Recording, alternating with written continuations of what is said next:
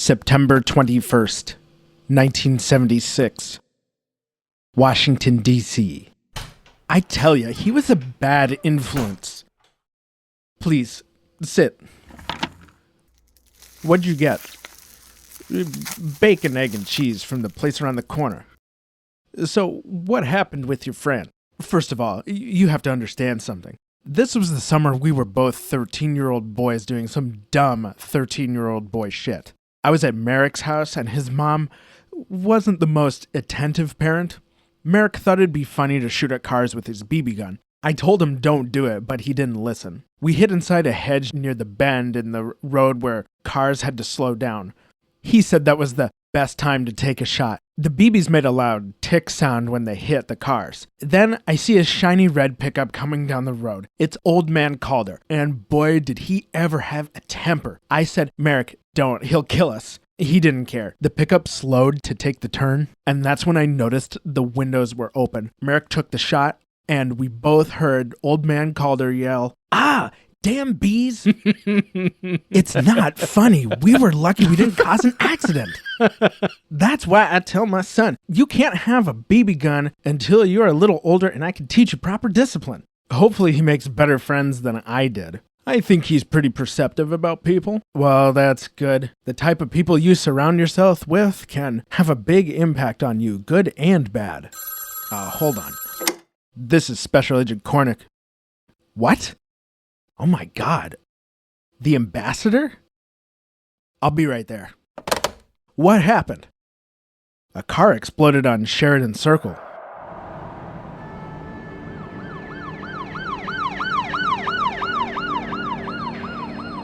Are you Agent Cornick from the FBI? That's me. What happened here? The Chevy Chevelle exploded.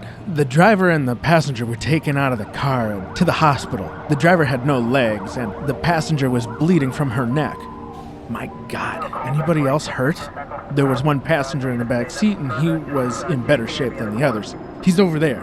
I'm gonna talk to him. Thank you. Sir, I'm Special Agent Cornick from the FBI. Can you tell me what DINA did it? I'm sorry? DINA did it. I know it. An informant once told U.S. Defense Attaché Colonel William Hahn that, quote, no judge in any court or any minister in the government is going to question the matter further if DINA says they are handling it. There are three sources of power in Chile: Pinochet, God, and DINA, end quote. I have to admit, when I first sat down to research this episode, I way underestimated the impact that a secret police force from Chile had on history. More specifically, the history of Chile, the United States, and the relationship between the two countries.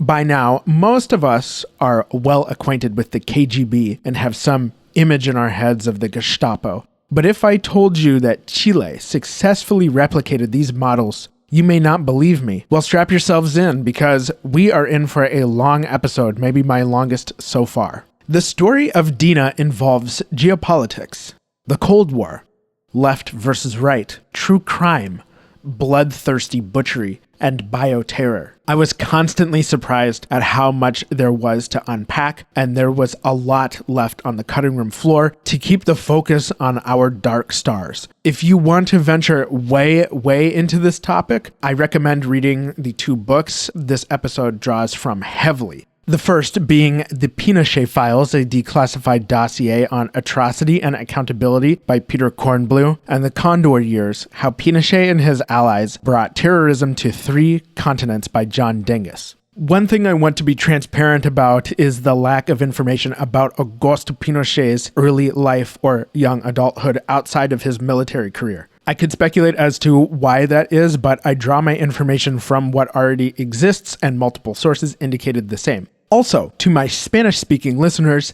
my Spanish is not going to be perfect. I'm going to butcher a lot of these names. But credit to my Puerto Rican wife for helping me with the names and trying to get me to pronounce them correctly. That being said, I'm probably going to pronounce Pinochet as that, Pinochet. My understanding is that some Spanish speakers may say Pinochet, but when I first learned about the guy, I learned his name as Pinochet. So that's what I'm going to say because it is habit. If you haven't already, please follow Secret Police Podcast on Instagram at @hush_popo on X. Follow the show on Spotify, Apple, or wherever you are listening, and please leave a rating and review. Socials and contact information are in the episode description. Do you have a problem with authority? Because I do. Welcome to the Secret Police Podcast.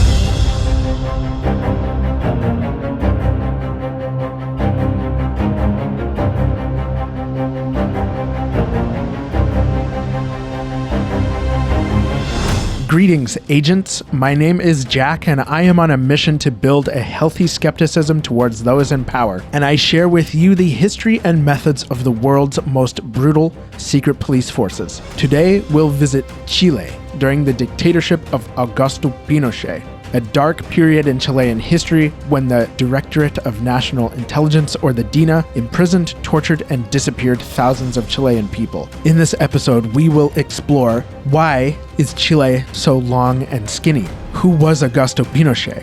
Why does he have a French-sounding name? What was the DINA? Who were some of their agents, and what were their methods? How did the Cold War play a part in the Pinochet dictatorship? What was the relationship between the famous economist Milton Friedman and the Pinochet regime?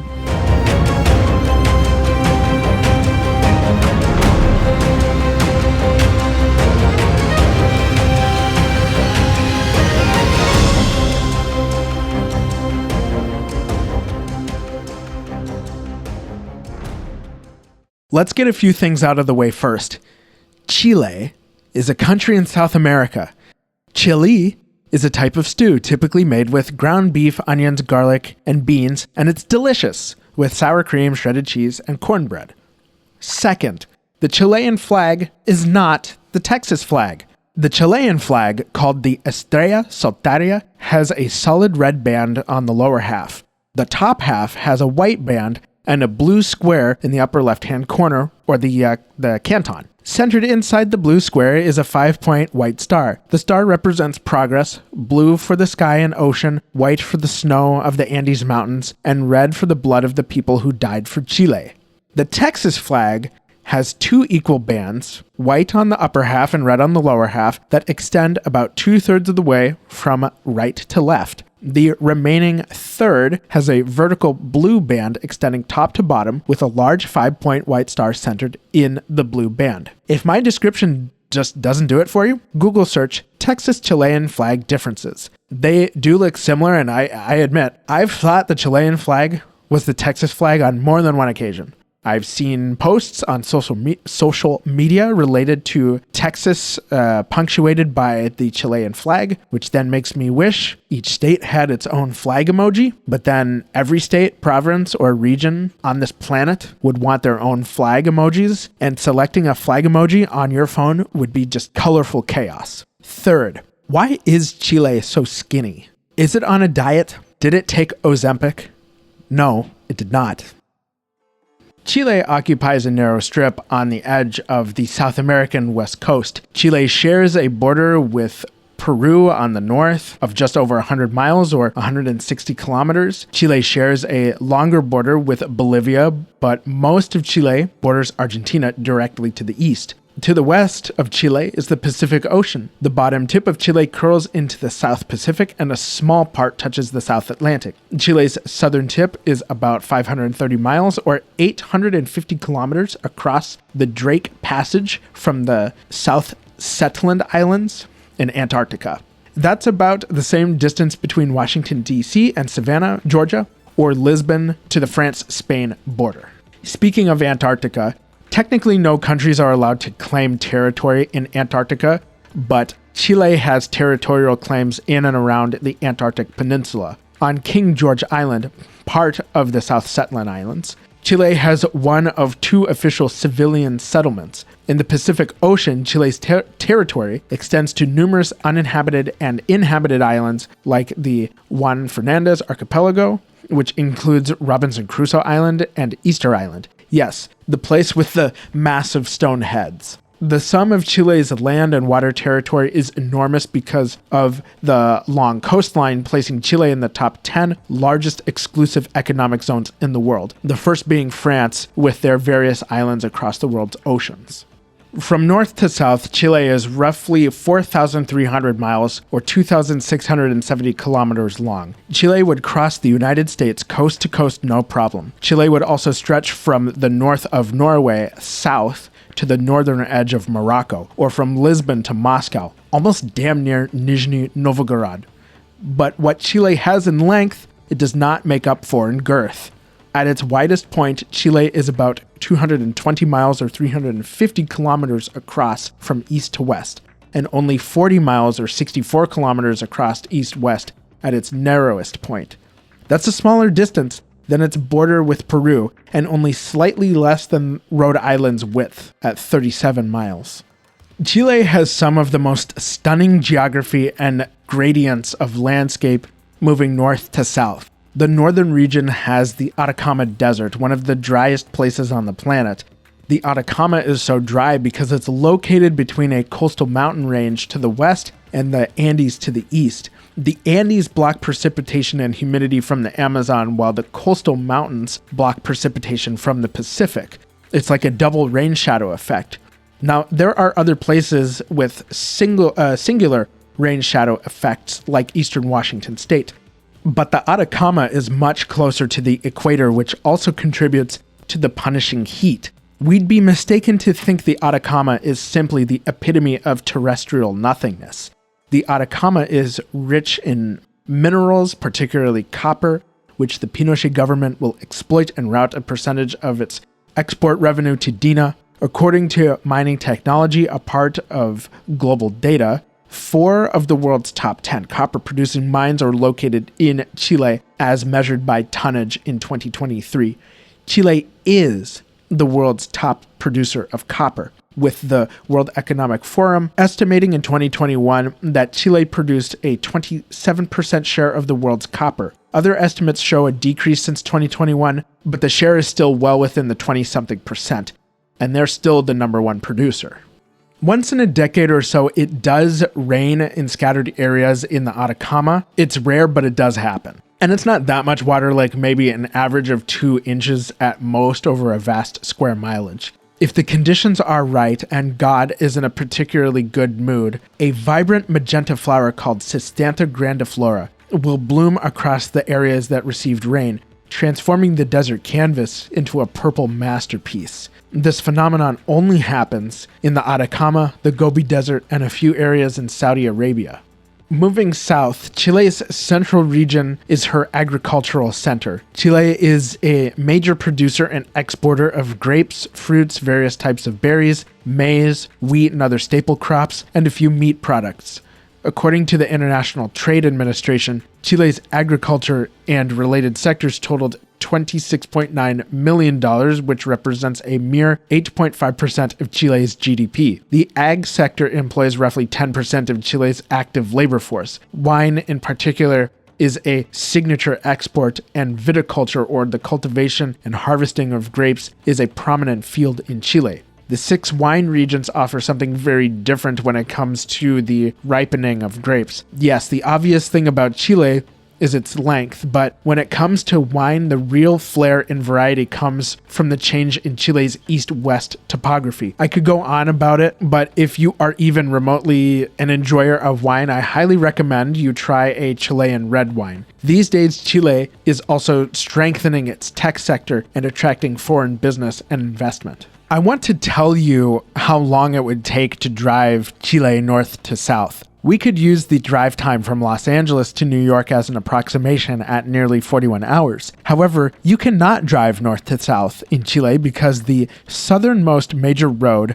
Highway 7, cuts off in the small town of Villa O'Higgins. If you want to continue south, you have to either fly or take a ship, and that's because of the geographical features in the Patagonia region. Patagonia isn't just an outdoor and sportswear brand.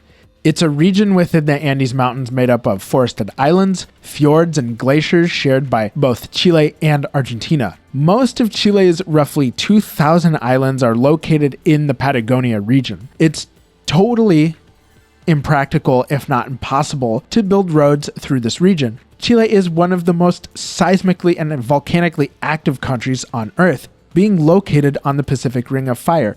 It's basically right on the fault line where the South American plate meets both the Nazca plate and the Antarctic plate. The largest earthquake ever recorded, clocking in at a magnitude 9.5, was the Valdivia quake, or the Great Chilean Earthquake, which quite literally rocked Chile on May 22nd of 1960. Zooming out at the entirety of Chile, on an administrative level, the country is divided north-south into 15 regions, each with a name and Roman numeral designation. Don't think of these regions so much as states, but as a way the government organizes the country, at least on paper. The regions run 1 to 15 north to south, with the exceptions of Santiago, the capital, which is assigned as Región Metropolitana, or RM. Chile had 13 regions until 2006, when 2 other regions were added. Chile didn't annex new regions, but instead subdivided existing ones. At number 14, they created Los Rios in the south, and 15 is Arica and Paranacota at the very north tip. It's weird because technically the regions are counted like 15, 1, 2, 3, up to 9, then 14, 10, 11, and so on. I don't know why they did it this way. It makes no sense. Inhabiting this uniquely shaped and stunning country are, well, Chileans, close to 20 million, according to population estimates. According to a recently updated CIA country report, roughly 90% of Chileans live in the center regions and around Santiago. The desert north and cold fjord-dotted south are virtually unpopulated. Roughly 40% of the Chilean population live in Santiago and other major urban areas, including the coastal cities of Concepcion and Valparaiso, in which these metro areas total about 9 million people. The capital, Santiago, these days has a unique blend of European-style architecture and glass skyscrapers with distant snow-capped mountains that frame the metro area. Santiago has the tallest skyscraper on the continent, Gran Torre Costanera, completed in 2013. Yeah, make fun of me all you want. I can't roll my R's. Santiago is definitely on my list of places to visit. Chile in general looks absolutely beautiful, and the people seem warm. With all that coastline, we may not be surprised that Chile has no shortage of seafood. Chile will also forever fight with Peru over the origin of the pisco sour, which is pisco liquor, lime juice, sugar or simple syrup, and egg white blended into a beautiful lime green cocktail with a frothy top layer. Demographically speaking, Chile is relatively homogeneous compared to its South American neighbors. Roughly 88% of people have European heritage, specifically people who claim Spanish heritage. The remaining population include various groups of indigenous people, the largest of which is the Mapuche people, who are roughly 9% of the total population, whereas the other indigenous groups make up around 1% or less of the total population. Chile didn't experience settlement of other Europeans because it's fairly isolated. You either had to sail south and through the Drake Passage, the body of water between Chile and the Antarctic Peninsula, but this took time and the passage is extremely dangerous, or you could pass through the Andes Mountains. Both options were terrible. These geographic barriers made the country's culture and language speciate differently from its neighbors. I've heard from other Spanish speakers that Chileans are sometimes difficult to understand. Chile is also one of the most economically prosperous and governmentally stable Latin American countries. In fact, Chile is the only Latin American country where the people are not required to obtain a visa for travel to the United States. For example, it is very difficult for, say, Brazilians to travel to the US since it's both legally and cost prohibitive. By that I mean they need to jump through a lot of hoops to get a travel visa, and it's an expensive process. Some Brazilians who can claim Portuguese heritage can get an EU passport, and then they do not need to apply for a travel visa. But how did Chile obtain such a unique geography and culture? The short answer is Chile's history. Archaeologists have discovered stone tools in Chile's southern region that date back some nearly 19,000 years. These Neolithic peoples migrated north to Chile's more fertile center. One of the many native peoples living in this area were the Mapuche, who may have given Chile its name, but it's unclear what the name actually means. They never formed a state, but they fished, hunted, and defended their land. The Incan Empire was in the midst of expanding south from Peru and encroached on Mapuche territory. The Mapuche were fierce warriors and battled the Inca between roughly 1470 and 1490. In 1494, unbeknownst to both combatants, Spain and Portugal made an agreement that Spain would seize all territory west of Brazil. Now, our Iberian friends have appeared several times on this show. Christopher Columbus, Italian but employed by the Spanish king, landed on Hispaniola, and Portuguese explorers navigated along the coast of West Africa. The Spanish also set sail to discover uncharted lands motivated by the potential for immense wealth from the spice trade and to spread Christianity. The Portuguese established a route to India and controlled much of the spice trade. Spain wanted in. Enter the Portuguese sailor Fernão de Magalhães, or, as he is probably better known to English speakers, Ferdinand Magellan. He had a lot of experience sailing the Indian Ocean, but he wanted to find another route to Southeast Asia, heading west across the Atlantic instead of south and around the African continent en route to the Indian Ocean. Magellan made his case to Manuel I, King of Portugal, for financial backing, and the king refused. Magellan and the king's relationship strained so much over this issue that they basically had a friend breakup. Magellan then renounced his Portuguese nationality and moved to Spain. Spain's King Charles I was much more receptive to Magellan's proposed exploration. The king provided a crew of roughly 260 to 270 men and 5 Spanish carracks, or ships, for the expedition. In September 1519, Magellan and his crew departed Spain and sailed across the Atlantic. They first stopped at the future port of Rio de Janeiro and restocked their supplies by trading with the locals in January 1520. Keep in mind they were south of the equator, so January is like the middle of summer in Rio. As Magellan continued south through February and March, the fall and winter months approached, making further navigation too risky. Magellan and his men landed in Puerto San Julian in Argentina, about 380 miles or 615 kilometers from the tip of South America.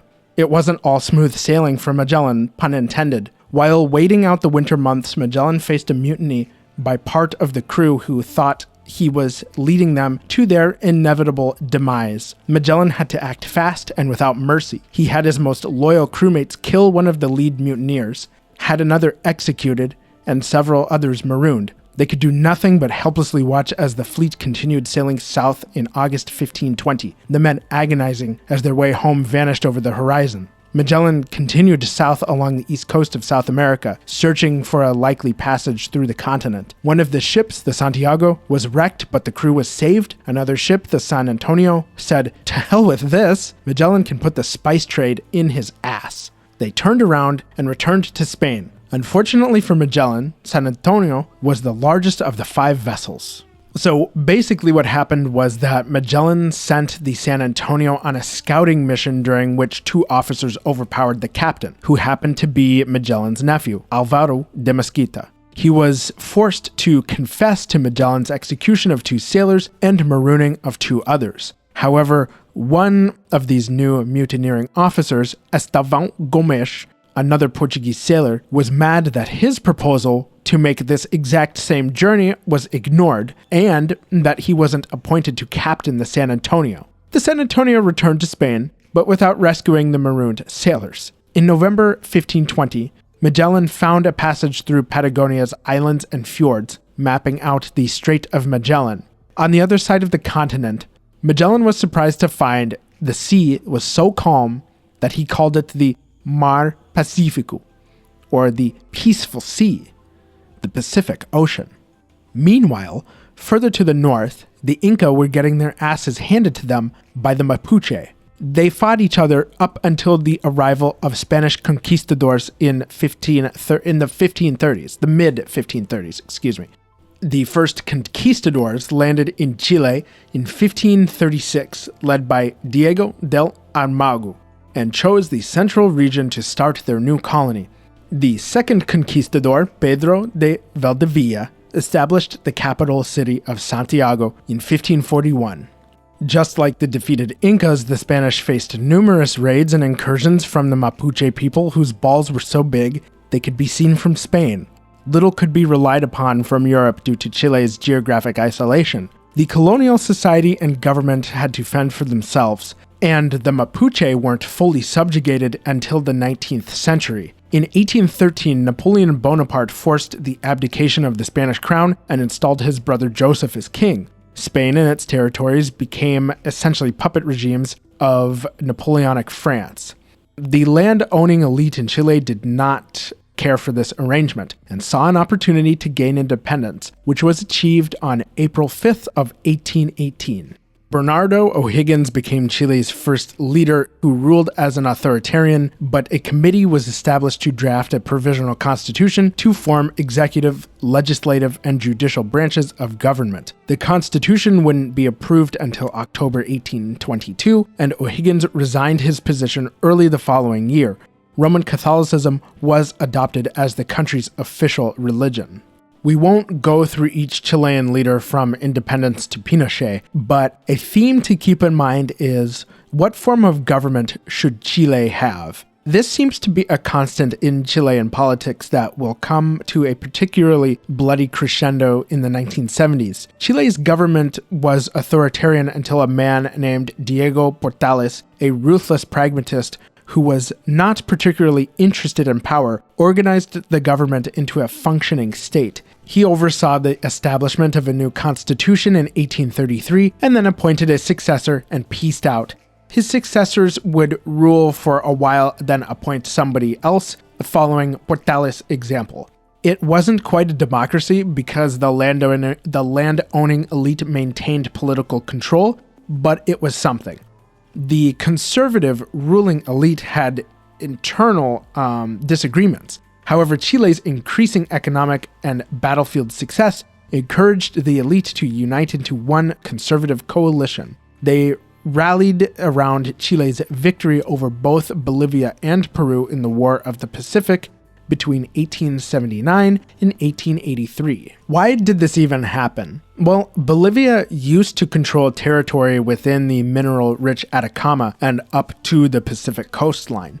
Chile had the means to mine the Atacama in terms of manpower and machinery. In 1874, Chile and Bolivia entered into a mutually beneficial agreement in which Chilean companies could operate in the Atacama and pay a fixed tax rate to the Bolivian government, which could not be increased for a period of 25 years. In the years following the agreement, Bolivian municipalities in which the Chilean companies operated attempted to collect additional taxes on those companies, which obviously violated the agreement. The tax was the equivalent of an additional 10 cents per unit mass of material. Bolivia was emboldened by a previous secret defense pact with Peru, in which they would both go to war with Chile.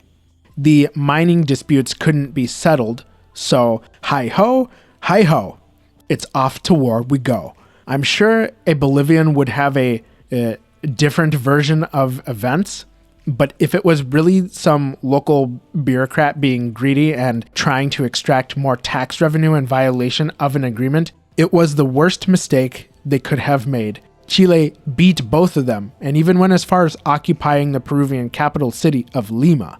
Chile's prize was the Atacama region. To this day, Peru is butthurt over their defeat in the war. However, Peru still has nearly 2,000 miles, or about 3,000 kilometers of coastline. The war was much more costly for Bolivia, who lost all sea access to Chile, landlocking them into the continent, which had severe consequences to Bolivia's future development. Bolivia and Paraguay are the only landlocked South American countries. What a horrible gamble on part of Bolivia over 10 cents. I'm sure that added up to a lot of money in tax revenue, but it just seems silly. Understandably, Bolivia is also butthurt about their loss to this day. Chile, Peru, and Bolivia have territorial disputes over the Atacama, and hopefully these disputes don't flare up anytime soon. I don't have this conflict on my 2025 bingo card. Chile's victory can be partly attributed to foreign support and immigration. European immigrants didn't flock to Chile in the same number as they did to Brazil or Argentina, for example. According to a 1975 article in the Hispanic American Historical Review about German immigration to Chile by George Young, Chile received about 80,000 European immigrants between 1820 and 1920, but that number was a mere 0.16% of the total number of people who left Europe for the Americas. Roughly 11,000 German immigrants settled in Chile in several waves. The Germans in particular had a profound effect on Chilean agriculture, economic, and military development, bringing that Prussian-style discipline to the Chilean army. That, paired with Great Britain's assistance in developing the Chilean Navy into the best in Latin America at the time. To be fair, both Peru and Bolivia also benefited from foreign support, but did not have the same resources as the Chileans. Now, victory over Peru and Bolivia entrenched Chile's political elite for the time being. During the following decades, the political climate shifted to the left and a liberal coalition took control of the government. One of their major goals was to reform the 1833 Constitution. They were unsuccessful due to political gridlock, and in 1891, disagreements between Chile's president, José Manuel Balmaceda, and the National Congress erupted into civil war. Within the Chilean military, the Navy supported Congress while the army supported the president. Balmaceda and the army lost the war, and Balmaceda fled to Argentina. Rather than surrender himself to Chile's new government, Balmaceda thought to himself, I wonder if this gun is cherry or banana flavored. I don't actually know if he ate a bullet, but he definitely shot himself. Following the Civil War, the power orbit of government shifted from the executive to the legislature, but the elite still maintained the lion's share of political capital. Chile entered a period of stabilization with economic growth and infrastructure development, especially in major cities. Economic growth meant a growing middle class and working class. The expansion of copper and nitrate mining led laborers to demand better working conditions, which sparked political movements against the ruling elite. While Chile's economic prosperity did benefit the average Chilean, it also widened inequalities between common folk and the elite. Many working class families were crammed into Santiago's shantytowns in communal housing, individual families living in single rooms with shared kitchen and bathroom. The elite lived much the same way.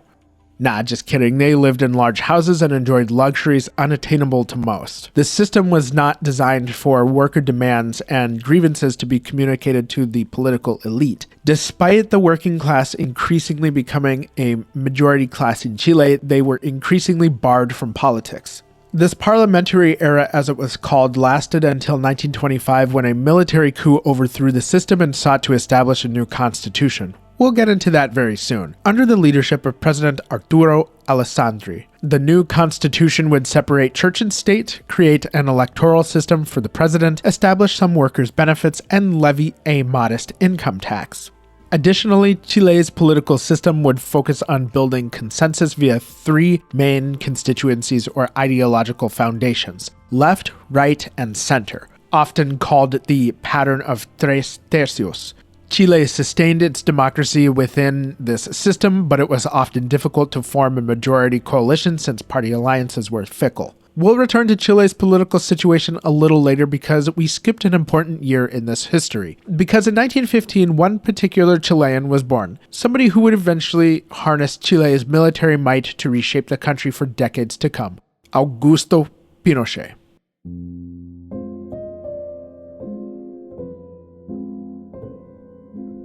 Augusto José Ramón Pinochet Ugarte was born on November the 25th, 1915 in the coastal city of Valparaiso. His parents were Augusto Pinochet Vera and Avelina Ugarte Martinez. Pinochet Sr. was a customs inspector and Avelina worked for the government in some capacity, but what her exact job was is unclear to me. Whatever the case, Augusto Sr. and Avelina earned enough income to support Augusto Jr. and his four younger siblings. The family were Catholic and conservative, and for the time and place, the Ugartes were well within the middle class. Valparaiso itself is fit for a postcard. Gentle waves caress the sandy shores, palm trees dot the beaches, and the hills overlooking the harbor are a mosaic of European and Germanic-style houses. It's like Chile's own San Francisco. Valparaiso also happens to be where one of Chile's major naval bases is located.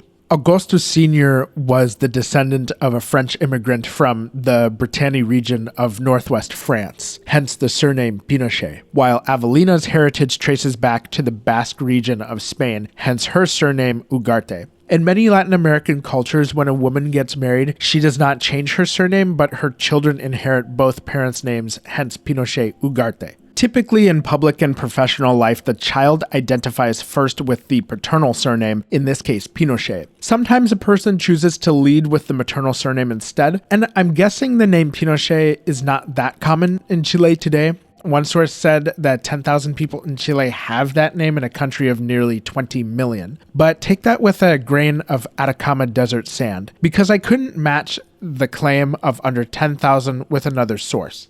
However, the most common surname in Chile is Gonzalez. Latin American naming customs and Augusto Sr.'s French heritage is why history knows Pinochet as Pinochet. Augusto's 4 younger siblings were Geraldo Alejandro, born in 1917, Maria Avelina in 1918, Luis Arturo in 1922, and Maria Teresa in 1924, according to Family Search. A documentary about Pinochet I watched mentions all of his siblings except Maria Teresa, and it looks like she is deceased. They all are. But her date of death is unclear. There isn't a lot known about Augusto Jr.'s childhood. By all accounts, he had good parents and a stable upbringing. He was particularly close with his mother. Augusto went to primary school at the San Rafael Seminary School and then moved to South America's oldest private Catholic school, which was established in 1837, Sagrados Corazones. Augusto studied there through 1928. Apparently the boys there nicknamed him the donkey because Augusto laughed like a donkey. What a nickname. It was either his laugh or the kids made fun of his grades. Augusto wasn't the worst student. Like many of us, he achieved at or slightly below average scores in the subjects he didn't like and did well in the subjects he enjoyed. I don't think that's particularly unusual. He was pretty good at math, learned to speak a little bit of French and quite a bit of Latin. After finishing at Sagrados Corazones, Augusto enrolled at the Chilean military school in Santiago somewhere between the ages of 15 and 16. According to Mark Encelaco, author of Chile under Pinochet, Recovering the Truth, Augusto tried on more than one occasion to enroll in the military academy, but the army turned him down for lack of physicality. Nonetheless, they eventually accepted him, and he would learn quiet discipline and how to follow orders. While Augusto Jr. attended school and trained as a young cadet, the political winds in Chile started shifting. Underpinning these shifts were changing economic fortunes, as is so often the case. In addition to copper production, Chile was also a major producer of nitrates, a chemical compound found naturally in foods, soil, and the air that is essential for life. Nitrates are also useful as a food preservative and for explosives and munitions. Now, Chile's export of nitrates decreased going into the 1910s and especially during the First World War, which might surprise you. However, the nitrate market moved in favor of synthetic nitrates. With shifting economic fortunes came political shifts. The left, right, and center political system became increasingly polarized with a widening gap between left and right. The upper class and elite favored conservative coalitions, while the growing middle and working class preferred to elect presidents who would likely reform the system for their benefit. Let's return to Chile's president, Arturo Alessandri. He served 3 discontiguous terms between 1920 and 1938 and was more of a social reformer than his predecessors. In September 1924, a group of nearly 60 military officers led by a colonel named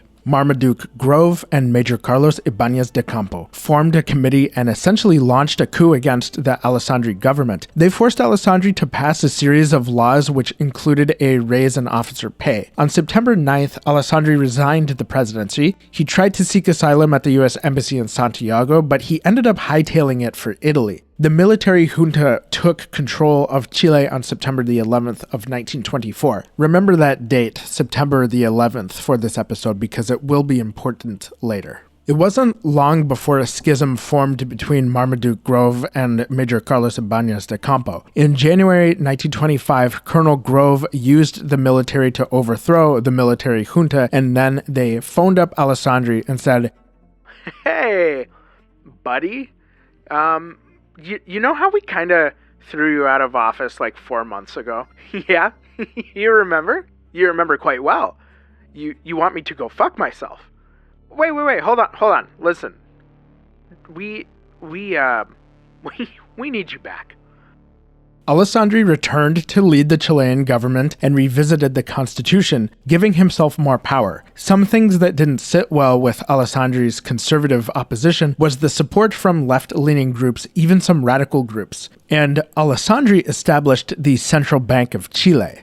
My libertarian listeners are probably rolling their eyes right now. Americans might be familiar with the Federal Reserve, which is America's central bank. And I think I've been pretty transparent about this in the past, but I'll repeat it. In college, I was an intern at the Federal Reserve Board in Washington, D.C. back in 2015. Now, a central bank is distinctly different from your everyday commercial bank because a central bank conducts monetary policy in the form of setting interest rates based on economic data. Interest rates that commercial banks use to base their interest rates on loans to consumers and businesses. That's an oversimplified version. The point is, Alessandri formed a government institution to set rates rather than the free market, and that alienated Chile's elite further. Chile's democracy functioned this way for several decades, with different presidents representing either liberals, independents, radical left coalitions, or the military. Following the Second World War, the United States and the Soviet Union engaged in proxy wars, standoffs, and global espionage,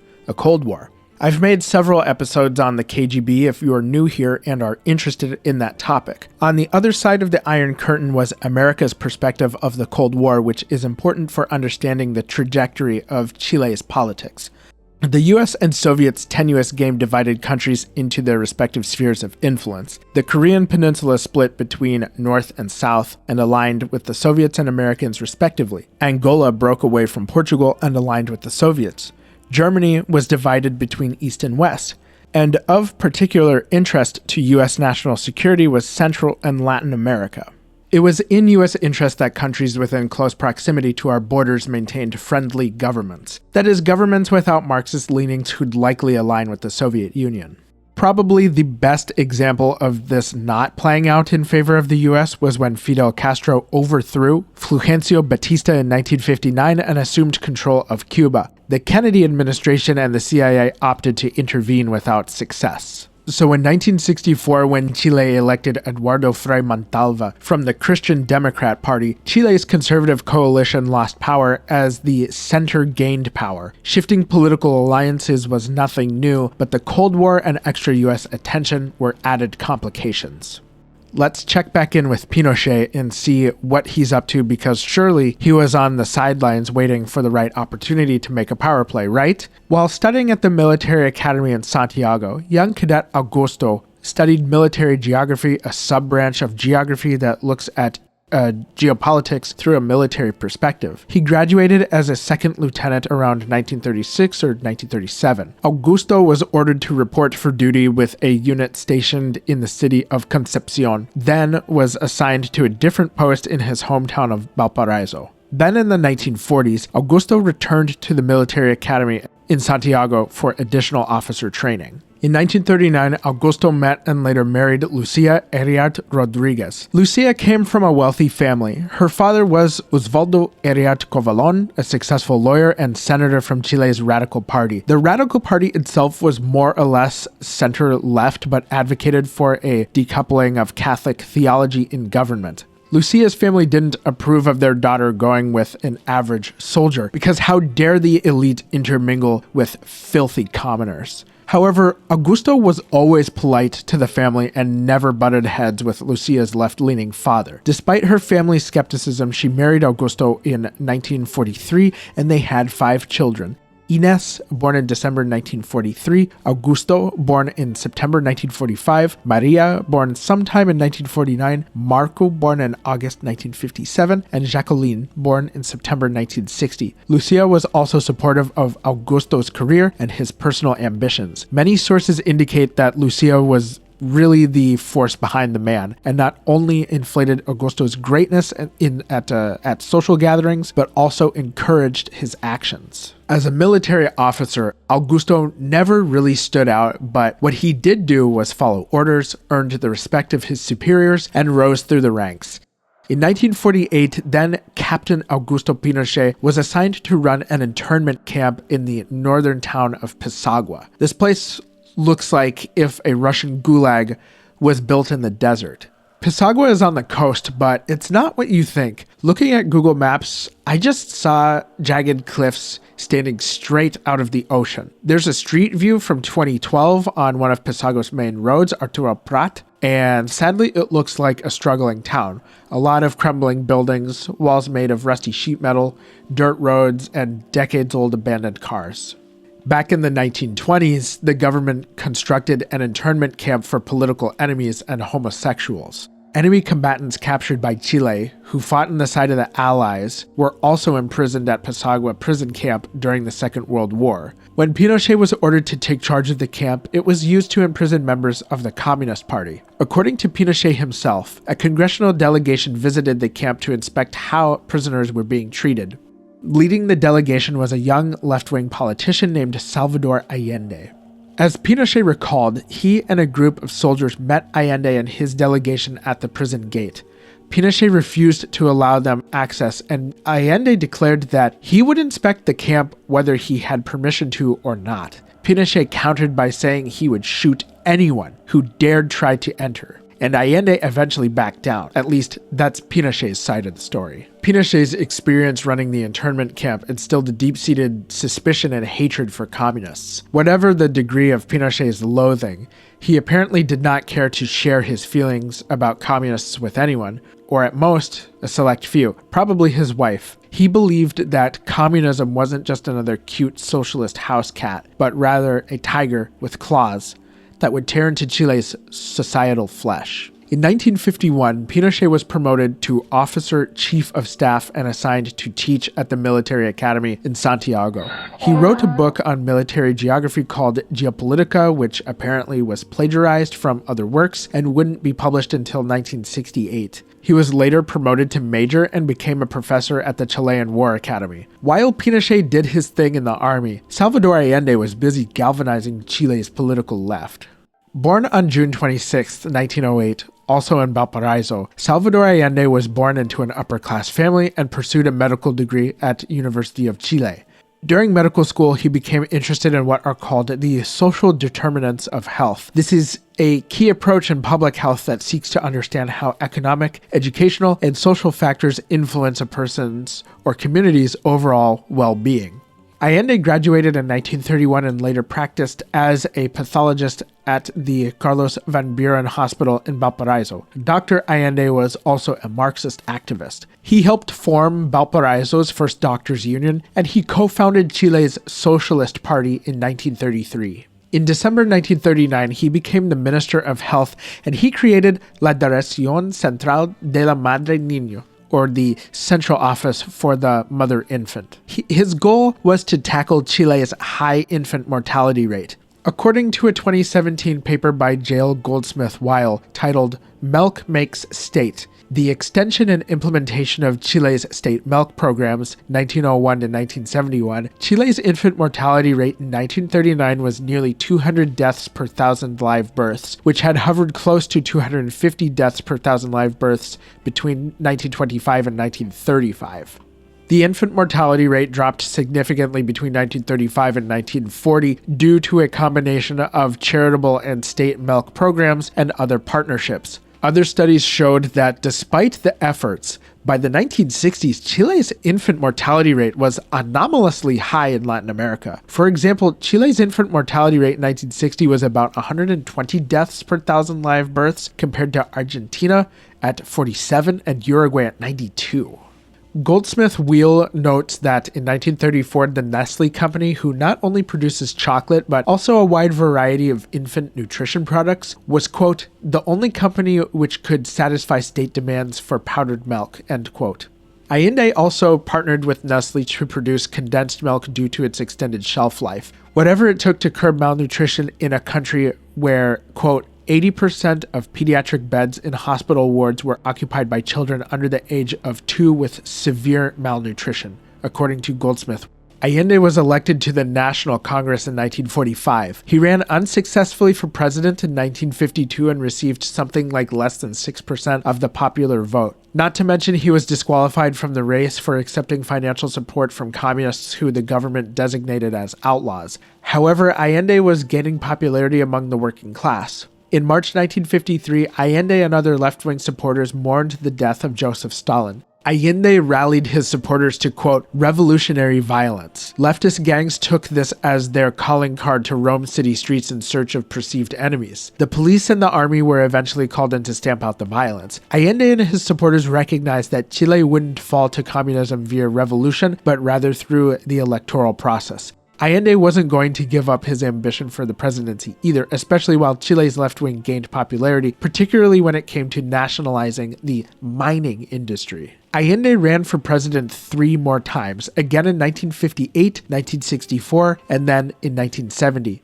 During the 1970 election, Allende ran as a candidate from the Popular Unity Party or Popular Unity Front, which was composed of socialists, communists, and disenchanted individuals from the Christian Democrat coalition. Allende participated in a 3-way election against Jorge Alessandri, the independent candidate, and Radomiro Tomek from the Christian Democrats. Allende won the congressional vote by a wide margin, 153 votes to Alessandri's 35 votes and Tomek's 0 votes. However, Allende won 36.3% of the popular vote compared to Alessandri's 35.3% and Tomek with 28.1%.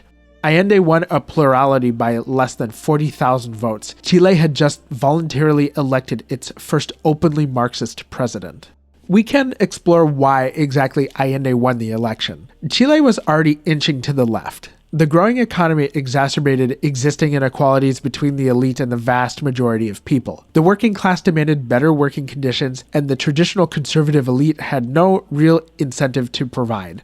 Allende's experience as a doctor and in public service showed him that the government could do more to help the average person. It's also worth noting that during the 1970 election, the American CIA attempted to sabotage Allende's campaign, but obviously unsuccessfully. On the flip side, the Russian KGB supported Allende's campaign to the tune of over $400,000 or $3.2 million in today's money. How much KGB support actually helped Allende could be debated. We discussed KGB support for foreign governments back in 2023, I believe in the KGB spycraft episode.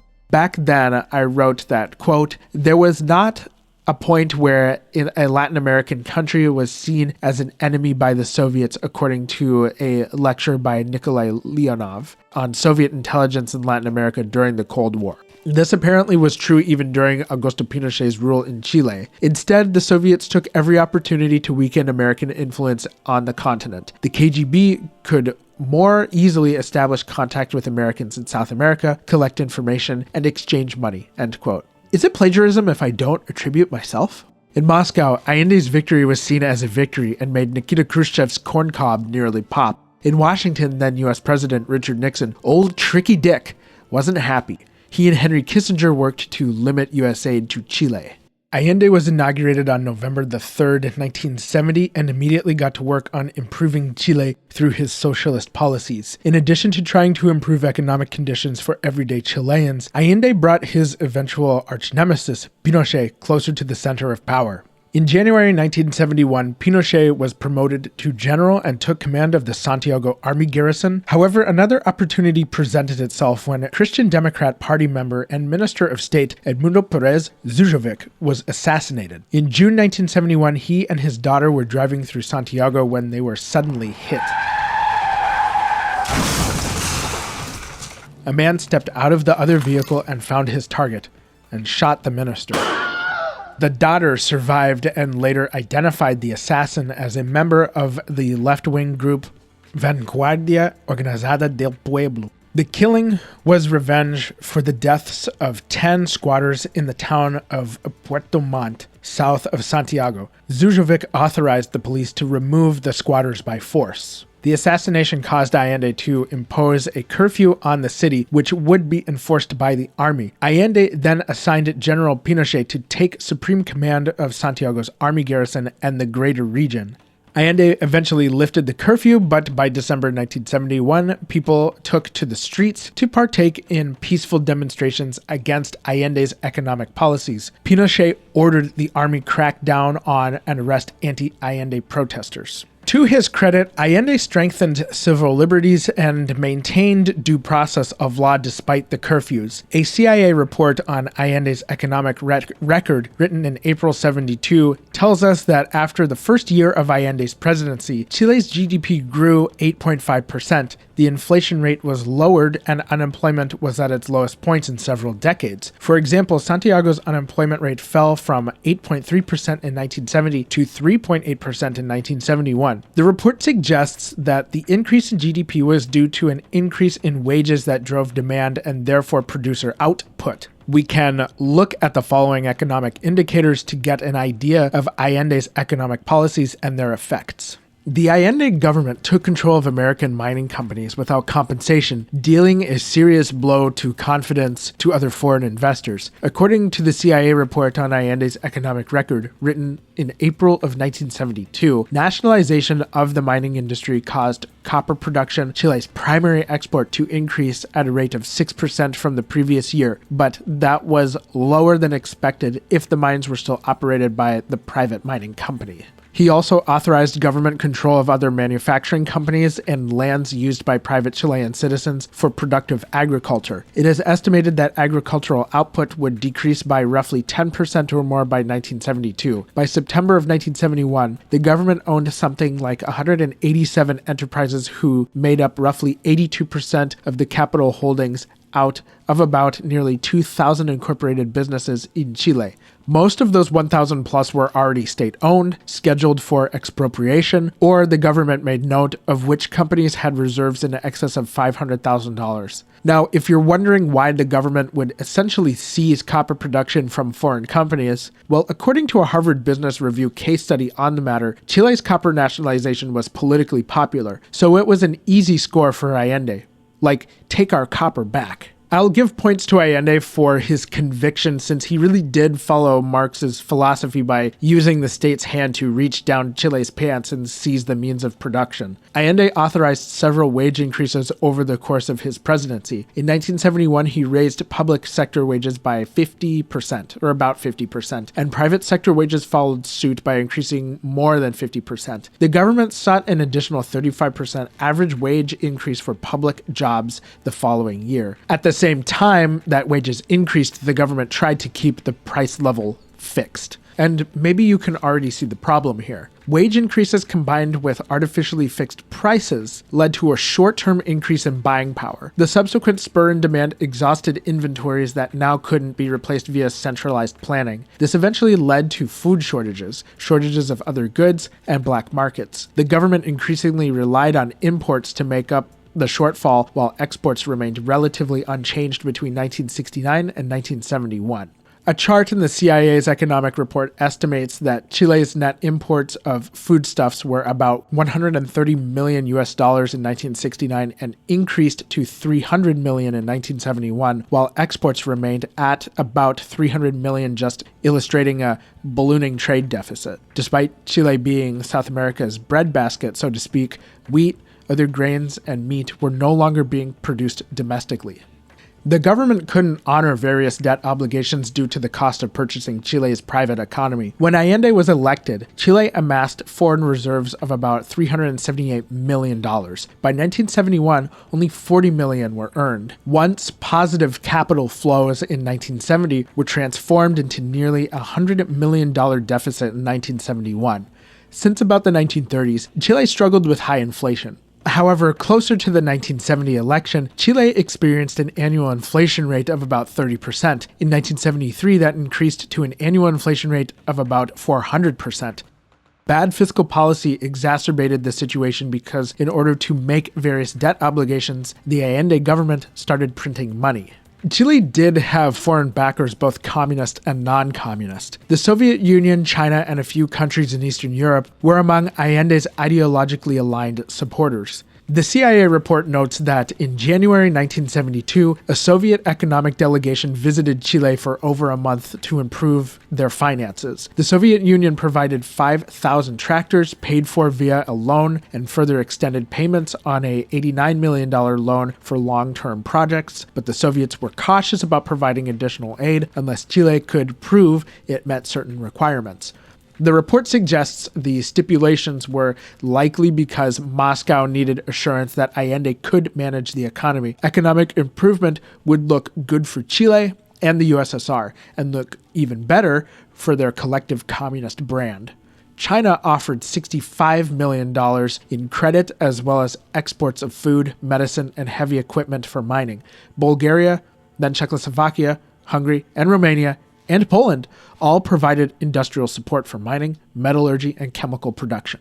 Western support was more difficult to come by. Copper nationalization and the Allende government's inability to meet foreign debt obligations made Chile a risky place to do business. The Bank of Montreal, the parent company of BMO Bank, extended a $10 million line of credit to the Chilean Nitrate Sale Corporation in exchange for the company to transfer its deposits to Canada from New York banks in order to avoid U.S. scrutiny. The Gulf Oil Company had vested interest in Chile as well and considered extending credit to the Allende government. An unnamed Swedish manufacturer of machinery extended credit to Chile. The Chilean government also took $18 million in loans from Brazil. The United States and Western Europe opted to cut all lines of credit to Chile. Allende also had Cuban support.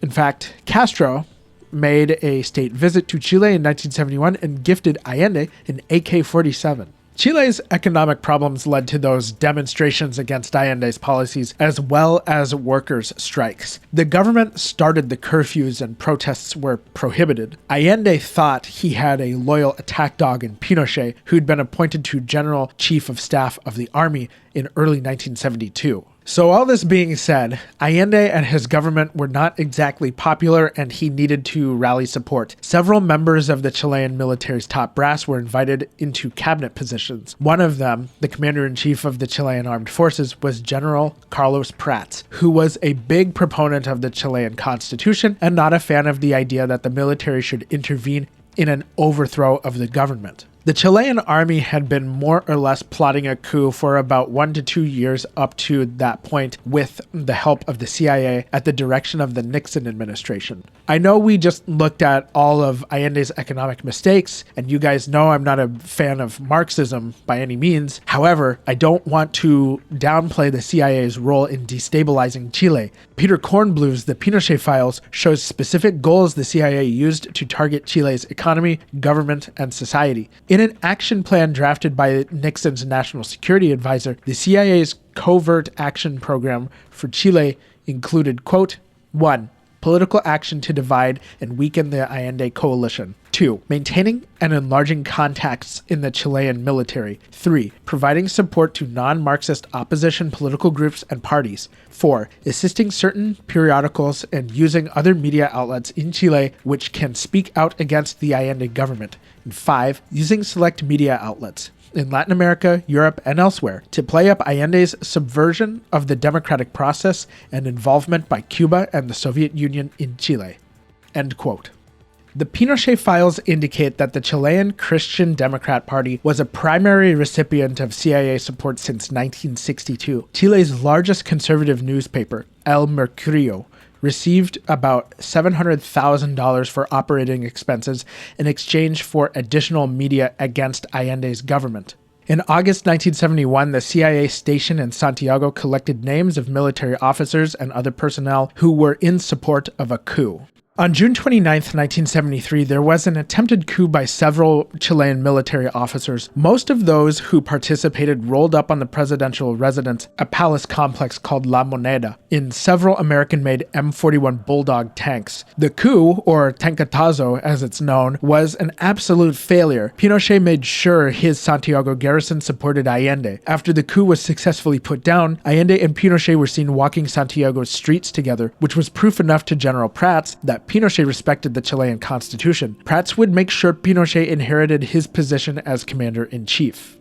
Soon, Pinochet replaced Prats in sort of a bizarre way. General Prats resigned after he pulled his firearm and shot at a civilian during a traffic dispute. But it wasn't just any random civilian. It was a member of the wealthy elite named Alejandrina Cox. Prats also mistook her for a man due to her short hair. With Prats out of the picture, Allende appointed Pinochet as commander-in-chief of the army on the 22nd or 23rd of August of 1973. The thing about Pinochet being commander-in-chief that multiple sources point out is that Pinochet was generally an unremarkable guy. Other than his developed distaste for communists, Pinochet never showed any interest in accumulating power. Yes, he was promoted into increasingly powerful positions, and I speculate Chile's officer ranks back then were, to some extent, a political game, but sources don't seem to indicate he had grand ambitions. The Biographics YouTube channel stated that years after 1973, Pinochet bragged about spending a year plotting a coup against Allende. However, it seems that Pinochet likely stumbled upon it.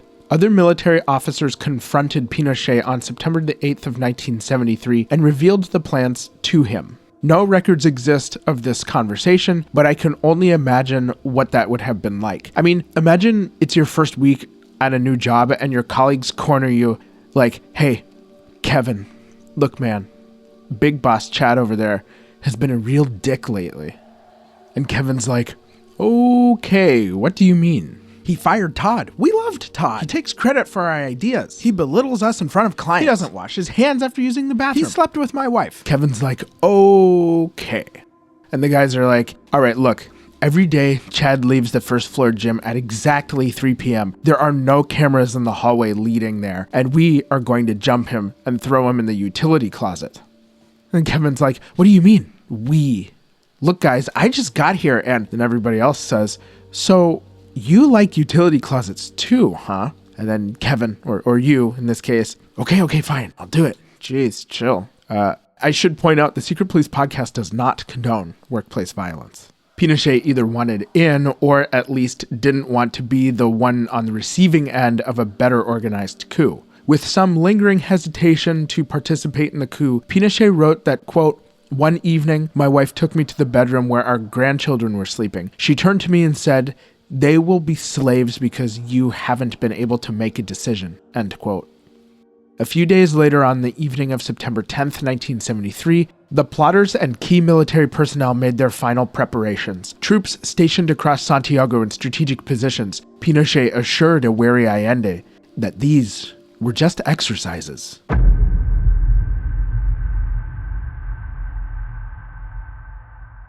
The next day, September 11th, 1973, at 7 a.m. local time, the Chilean Navy occupied the port at Valparaiso. The police and army moved to close the roads leading into Valparaiso, Santiago, and other major cities. In Santiago, mass communication hubs like radio and TV stations were seized. Then, the Chilean Air Force moved into action. Several British-made Hawker Hunter fighter bombers took to the skies from their base in Concepcion and bombed any remaining communication infrastructure not already seized. It took the fighters roughly 40 minutes to arrive in Santiago for close air support. Nevertheless, Pinochet ordered that tanks and infantry move on the presidential palace. Snipers on the roof did what they could to repel the advance, but when the Air Force arrived, they bombarded the palace.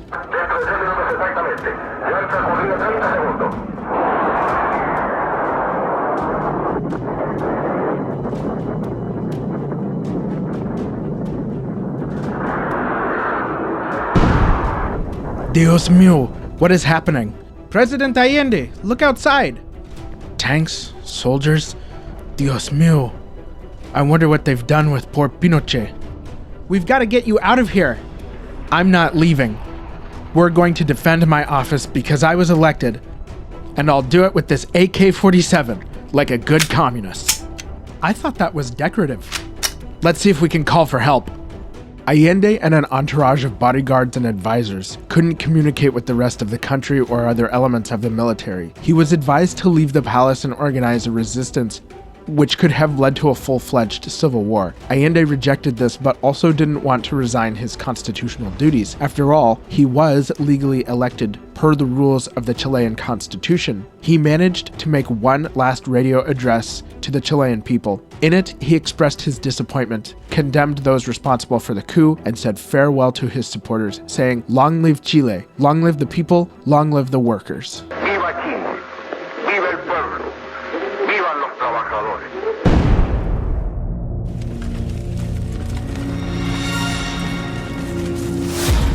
They're in the palace.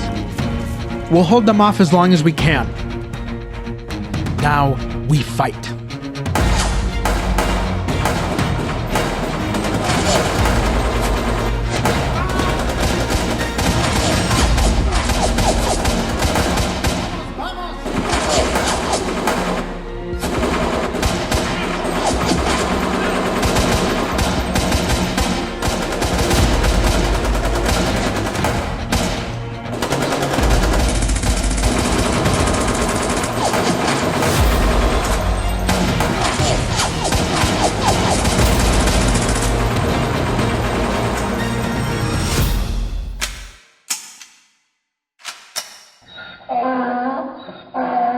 Pinochet, is that you?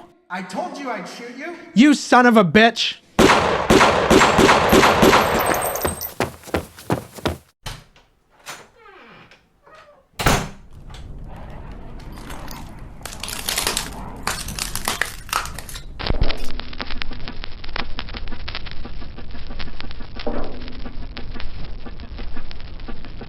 Desde el hondo cruzo de la patria se levanta el clamor popular, ya se anuncia la nueva alborada, todo Chile comienza a cantar, recordando el soldado valiente, cuyo ejemplo se hiciera inmortal. Enfrentemos primero la muerte, traicionar a la patria más.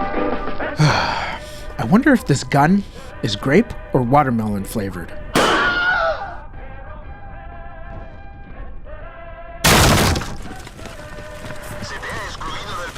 Turn that off. Wow, it actually fires. What does? His AK. He got it from Castro. I thought it was decorative.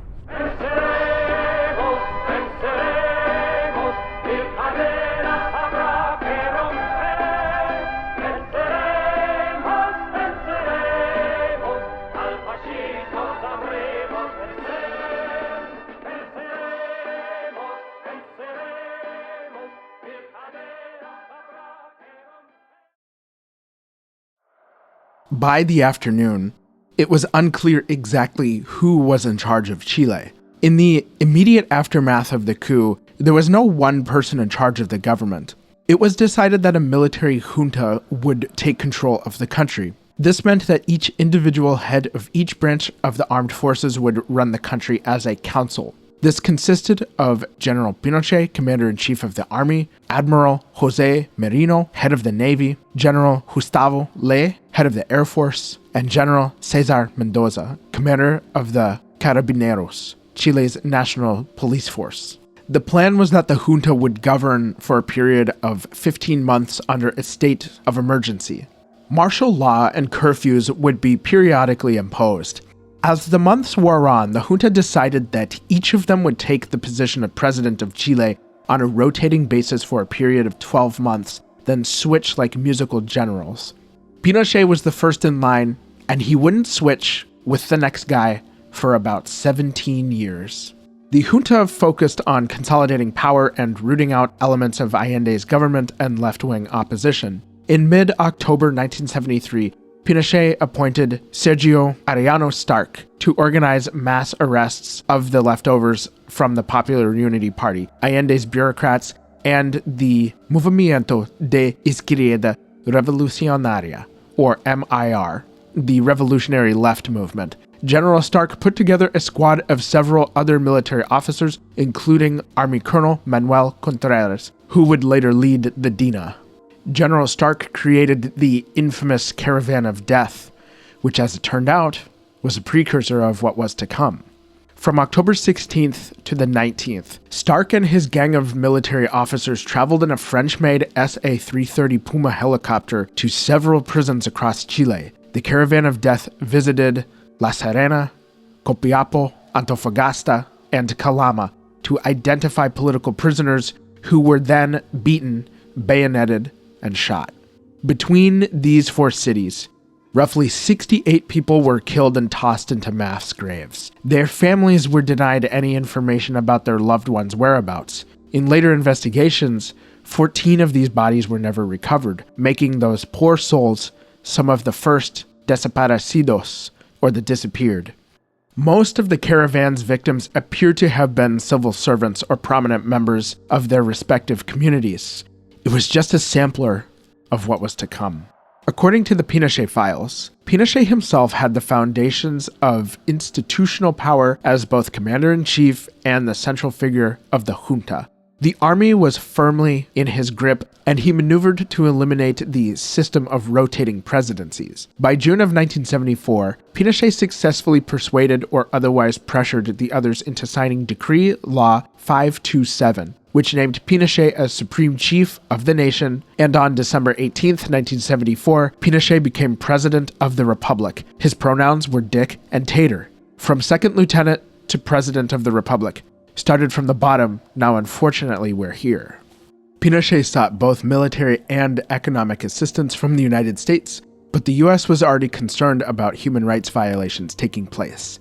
At that point, the CIA had only vague information about the Caravan of Death, but Pinochet needed more institutionalized coercion with a broad reach and an iron fist. A single Caravan of Death wouldn't be enough to consolidate power. On June the 14th, 1974, Junta Decree No. 521 created the Dirección de Inteligencia Nacional, or the National Intelligence Directorate, or DINA. They didn't have the most intimidating name, but we cannot let that fool us, because multiple sources refer to DINA as the Gestapo of South America. Junta Decree No. 521 described DINA as, quote, a specialized agency which can provide systemic processed information in the areas of national security and development, a military agency of a professional technical nature, composed of personnel from the armed forces and, when necessary, civilian officials, end quote. DINA had the authority to conduct raids, arrests, and maintain secret detentions. U.S. intelligence determined that Decree 521 provided the, quote, statutory foundation for a Gestapo-type police force, end quote. Statutory foundation is the perfect phrase for how most secret police forces are created, and it's ironic because they operate with extrajudicial privilege, yet are derived by law. In reality, the DINA operated for about 6 months prior to its legal establishment.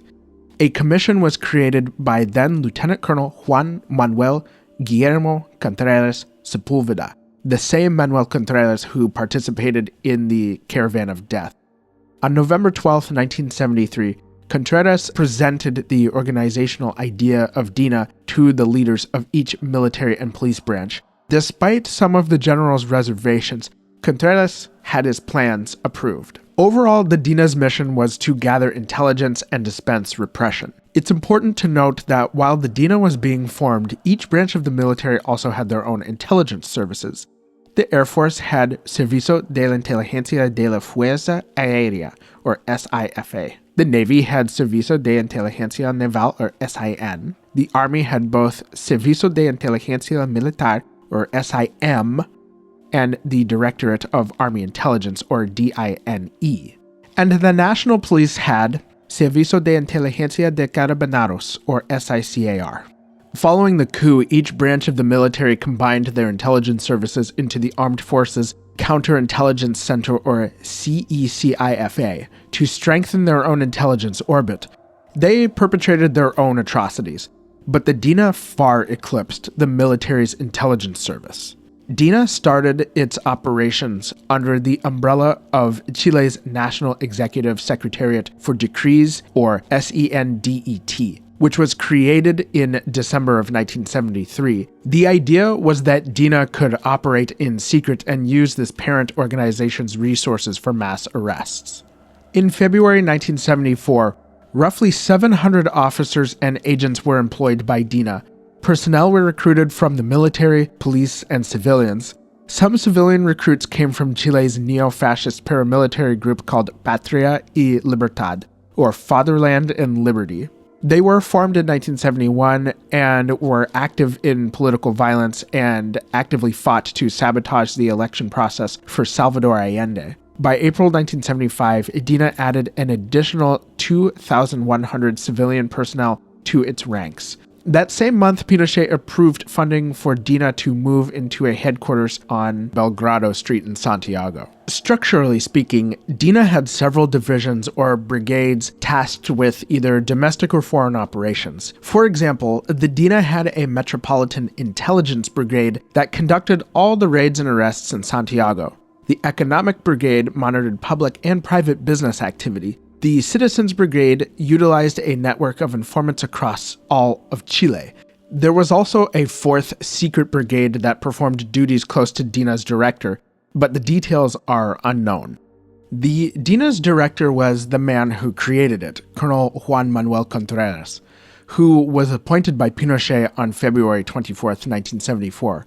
Contreras was not trained in intelligence, but rather was an administrator in Chile's Academy for Military Engineering. He spent some time at Fort Belvoir in Virginia for additional training in engineering, but possibly some intelligence work as well. Contreras and Pinochet met when they were at the Chilean Military Academy and became good friends.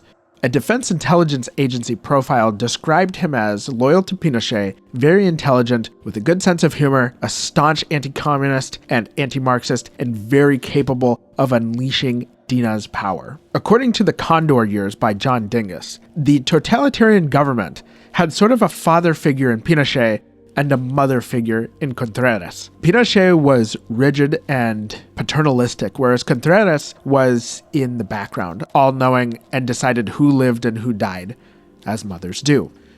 Contreras had a physically unimpressive yet commanding presence at a height of 5 feet 8 inches, or 1.7 meters, and 185 pounds, or nearly 84 kilograms. Yeah, these profiles are detailed. I don't think we've ever had the height and weight of a secret police director yet.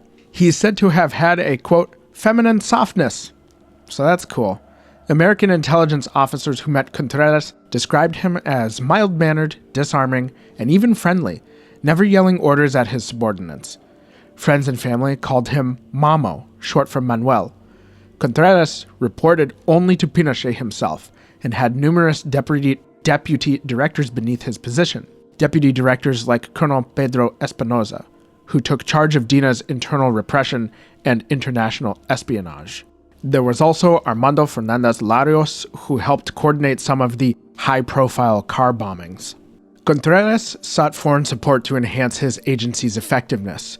First and foremost was CIA support. We know Contreras traveled to the United States for training, but allegedly there were other reasons for his visit.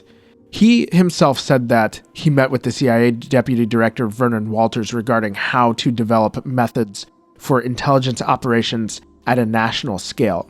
We should take his word with a grain of salt, but the Condor Years also points to a document released in 2000 called the Hinchey Report. In it, one chapter states that the CIA trained DINA to, quote, combat subversion and terrorism from abroad, not in combating internal opponents of the government. Another 1979 report from the Senate Foreign Relations Committee appears to corroborate some of Contreras' words regarding his U.S. visit. The Condor Years points to other evidence of CIA involvement, such as a name trace tactic where queries were made to the relevant CIA stations for records on a specific individual likely to engage in a working relationship. Contreras also received a payment from the CIA, but the amount was not disclosed. Another piece of evidence was a memo containing details on Pinochet's various internal rivalries written by both Contreras and CIA Deputy Director Vernon Walters. The Condor years indicates that DINA agents received training from the CIA with corroborating testimony from some of the trainees and deputy leadership. DINA received training from other foreign intelligence agencies as well. Robert Scherer, an FBI official who knew Contreras, stated that it was likely, at every level, DINA agents received training from Brazil's secret police called Serviço Nacional de Informações, or the SNI. The Condor years states that U.S. documents indicate that Brazilian intelligence officers traveled to Chile to help conduct interrogations immediately after the 1973 coup, and that Chilean officers received training in Brazil. And honestly, this gets a little complicated, like secret police alphabet soup, because SNI also received training from Portugal's PIDE during the Salazar regime. That stuff we'll have to cover in the future. Contreras said himself that his two missions were to 1. Provide national intelligence, and 2. Repress subversion and terrorism. He knew that each military branch had their own disjointed intelligence gathering capabilities focused on potential conflicts with Peru or Argentina, but that they lacked domestic political surveillance. That work was done by detectives of the civilian police. His inspiration for DINA was to glue intelligence gathering into one coercive monster and redefine its mandate, truly an engineer. DINA had multiple different funding sources, but its main line came from funding allocated to the armed forces and then diverted to DINA. One source indicated that 10% of revenues from copper exports were specifically earmarked for DINA. The money allowed them to recruit and pay their officers and agents. At first, DINA was physically located in several houses near the Andrés Bello campus of University of Chile, near the intersection of Vicuña Maquena Avenue and Rancagua Street in Santiago. Pinochet approved an additional allocation for a 24-story building near this area to serve as the agency's new headquarters. DINA also financed research into weapons of mass destruction such as Project Andrea. In the basement of a mansion in the Locuro district in Santiago, DINA built a laboratory for the purpose of creating biological and chemical weapons. The Pinochet regime felt it necessary to have an ace up its sleeve should they have to fight a war against Peru or Argentina. Chemists worked in this secret DINA residence to manufacture and store vast amounts of the nerve agent sarin. Just a small amount of the liquid will vaporize on contact with the air and is lethal, especially in enclosed spaces packed with people. Have you ever heard someone on helium talk about chemical weapons before? While on the topic of financing, this would probably be a good time to just briefly discuss the Pinochet regime's approach to the Chilean economy before we move on to DINA's methods. In stark contrast to Allende's state-centered economy, the Pinochet regime approached the economy in a very different way. In fact, the regime's approach was quite extraordinary. Chile was the beneficiary of a technical assistance program called the Point 4 program. Point 4 was presented by U.S. President Harry Truman in 1949 with the intention of providing economic assistance to underdeveloped countries. An agency developed out of Point 4 called the International Cooperation Administration, or ICA. The ICA director in Chile from 1953 to 1957 was a man named Albion Patterson. Patterson had several conversations with Theodore Schultz, who was the chairman of the economics department at the University of Chicago at the time. Out of their discussions came this idea for a technical assistance program where Chile economists would travel to University of Chicago for graduate education. Patterson had recently received $875,000 in grant funding from the National Planning Association, which had a program for technical assistance to Latin America. That amount of money is nearly $10.5 million in today's money, assuming 1953 dollars. So not exactly just pocket change. Now, those of you who are familiar with the University of Chicago Economics Department know it stands out. Chicago has one of the most prestigious economics programs in the United States, probably in the world for that matter. Chicago is where the famous economist Milton Friedman worked as a professor. Friedman accepted a teaching position at Chicago in 1946, and over the next 30 years worked on monetary history, consumption analysis, and other areas, earning a Nobel Prize in economics in 1976. Friedman is somebody who has his own orbit and school of thought in economics, but the important thing to know is that Friedman was a huge advocate for free markets. The Chicago School in general finds that free markets are the best possible way to allocate scarce resources. So the Chicago School chairman Schultz and his colleagues developed some sexy economic theories of their own and wanted to test them in the real world. Chile could serve as a laboratory for pure or perhaps radical economic policy in the opposite direction of Allende's Marxist approach. Albion Patterson was willing to give this a shot. Sometime between 1953 and 1956, Patterson approached the University of Chile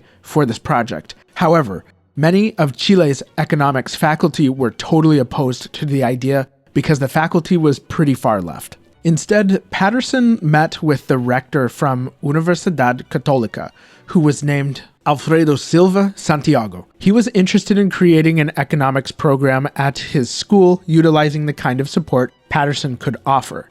Chicago and Catholic University entered into an agreement called Project Chile in March of 1956.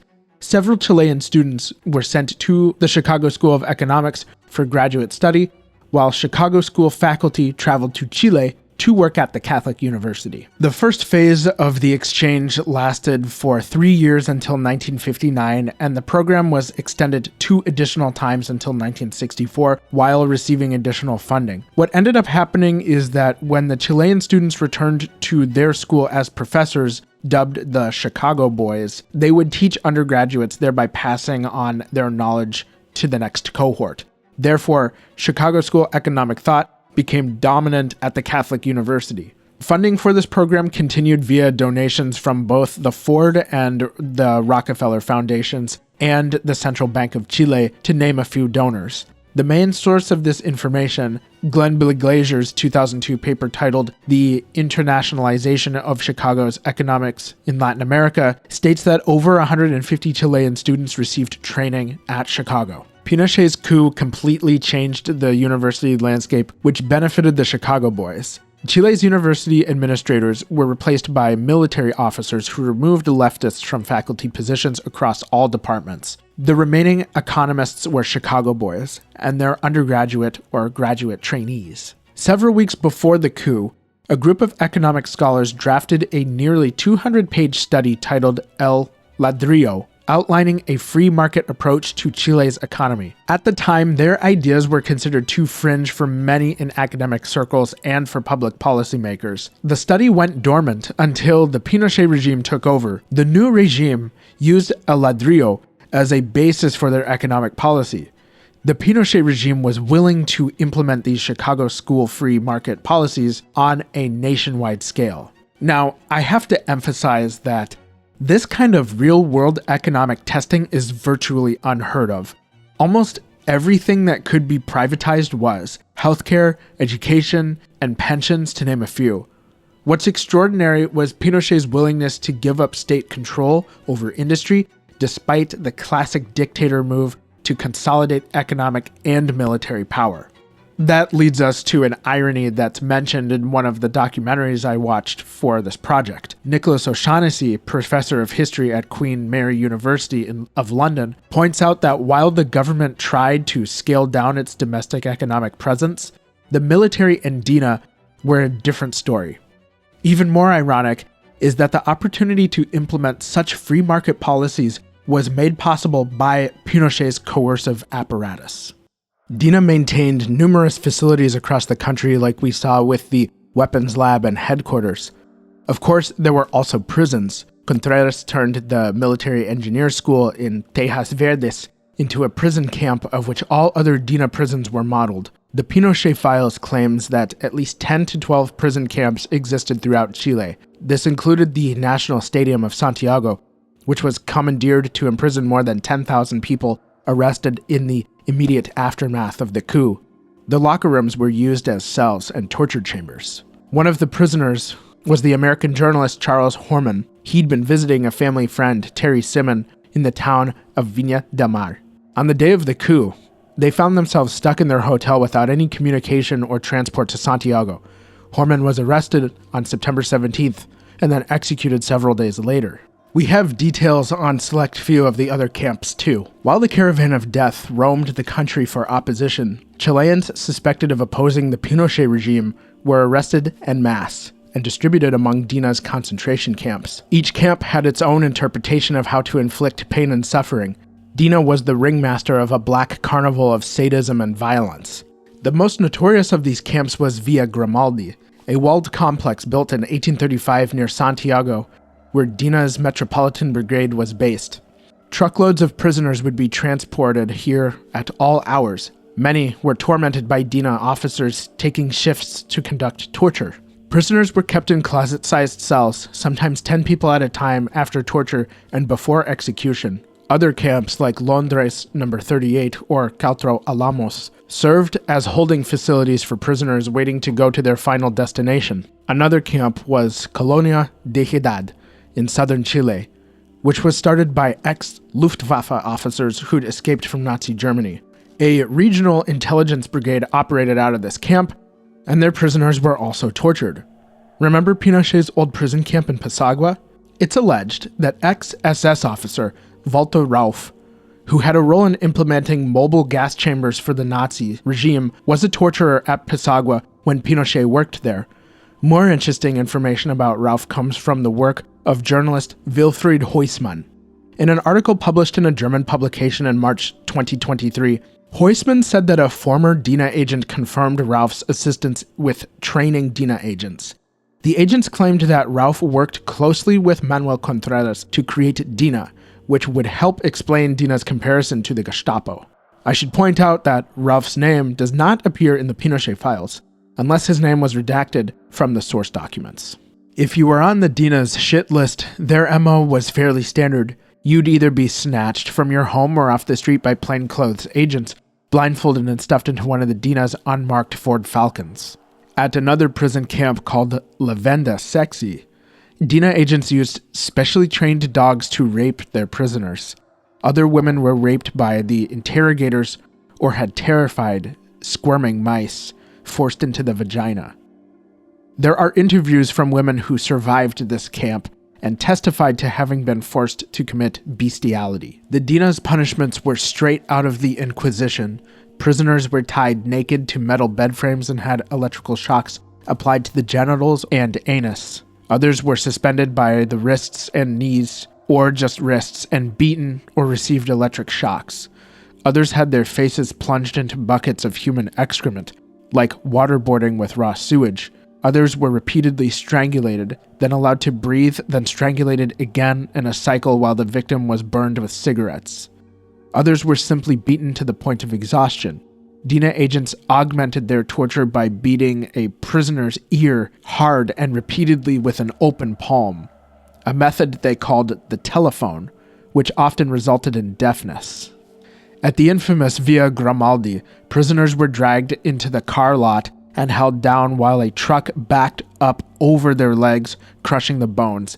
The victim left helpless and screaming until they died from blood loss. I think the Pinochet regime's signature torment was the free helicopter tour. A version of this is shown in season 2 of Narcos.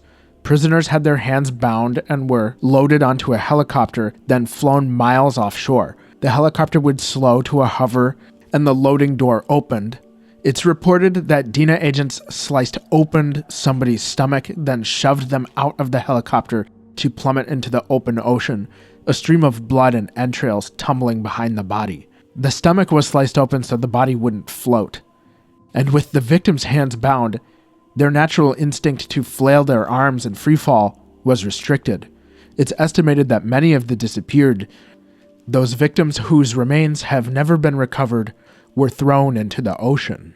While DINA brutalized the Chilean people, Contreras prepared to eliminate outspoken human rights critics or enemies of the state in South America, Europe, and the United States. International terrorism and espionage would be conducted by DINA's Brigada Exterior, or the External Brigade.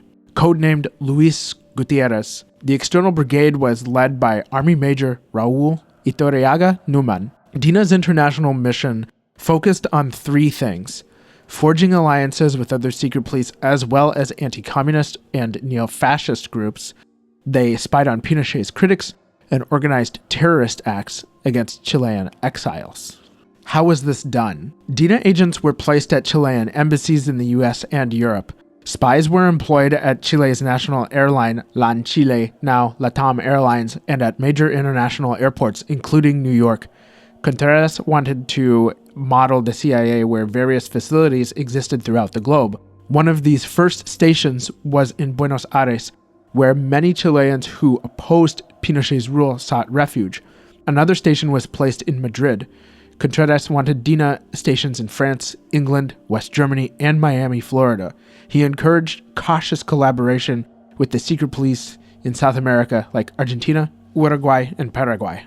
Contreras chaired a meeting in November 1975 between the various security services of other ideologically aligned South American governments.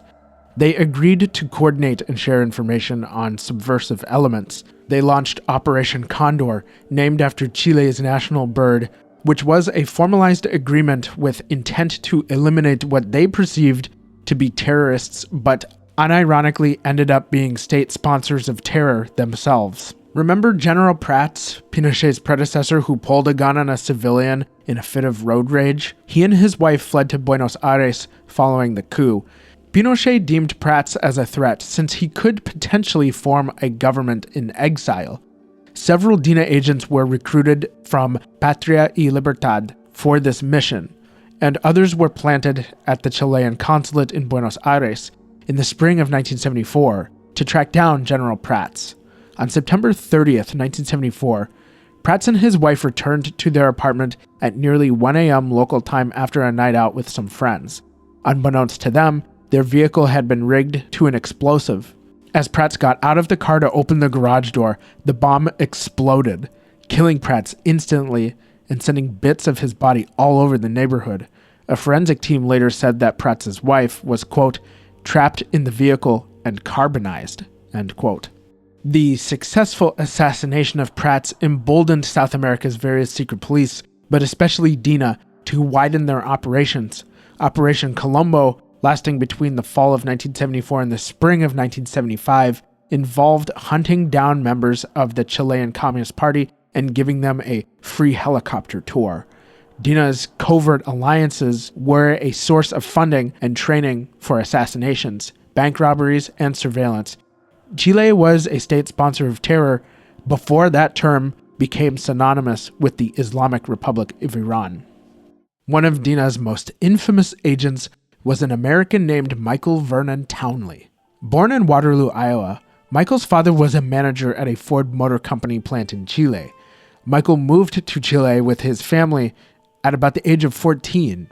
About 4 years later, he married a 26-year-old Chilean woman named Inés Mariana Callejas. Mariana Callejas had a storied life fit for a Netflix series.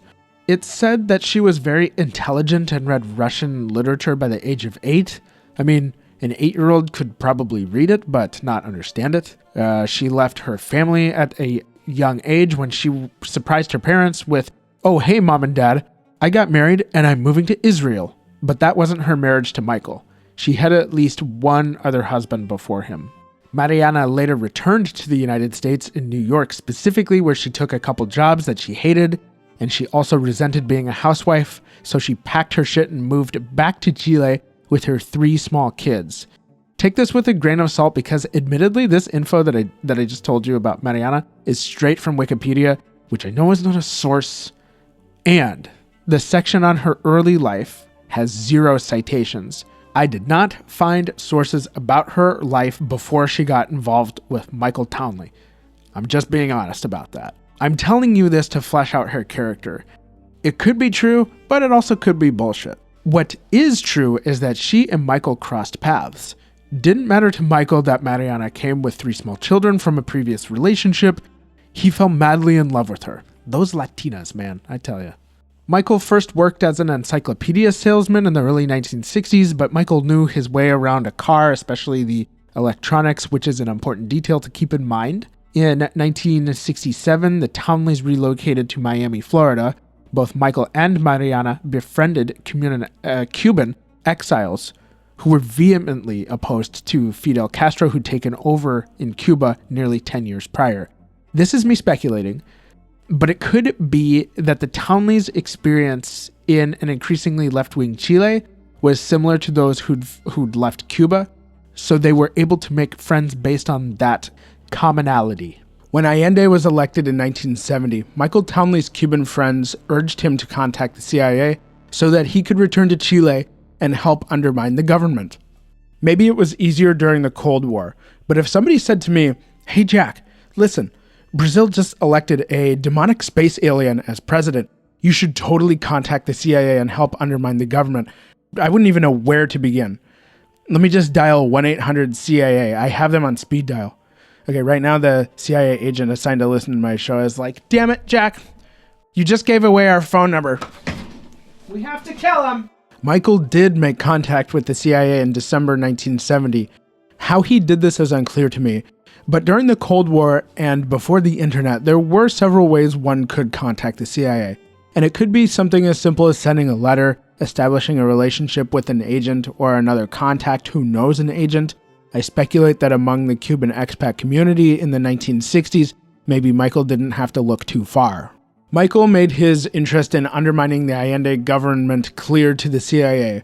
According to the Pinochet files, however, CIA Directorate of Operations made, quote, "preliminary security approval to use Mr. Townley in an operational capacity," end quote. However, by December 21st, 1971, the Directorate ceased all interest in using Townley as an agent. By that time, the Townleys had already returned to Santiago. Michael, ever the secret agent wannabe, hung around the U.S. Embassy in Santiago and tried to make friends with U.S. officials and attachés. It may not surprise you to find out that Michael got involved with the far-right paramilitary group Patria y Libertad, where he helped plan bombings, economic sabotage, and applied his skills as an electrician to jerry-rig surveillance equipment. In fact, Michael's expertise with electronics allowed the group to intercept radio communications between Allende, his bodyguards, and party officials, which he provided to the U.S. Embassy.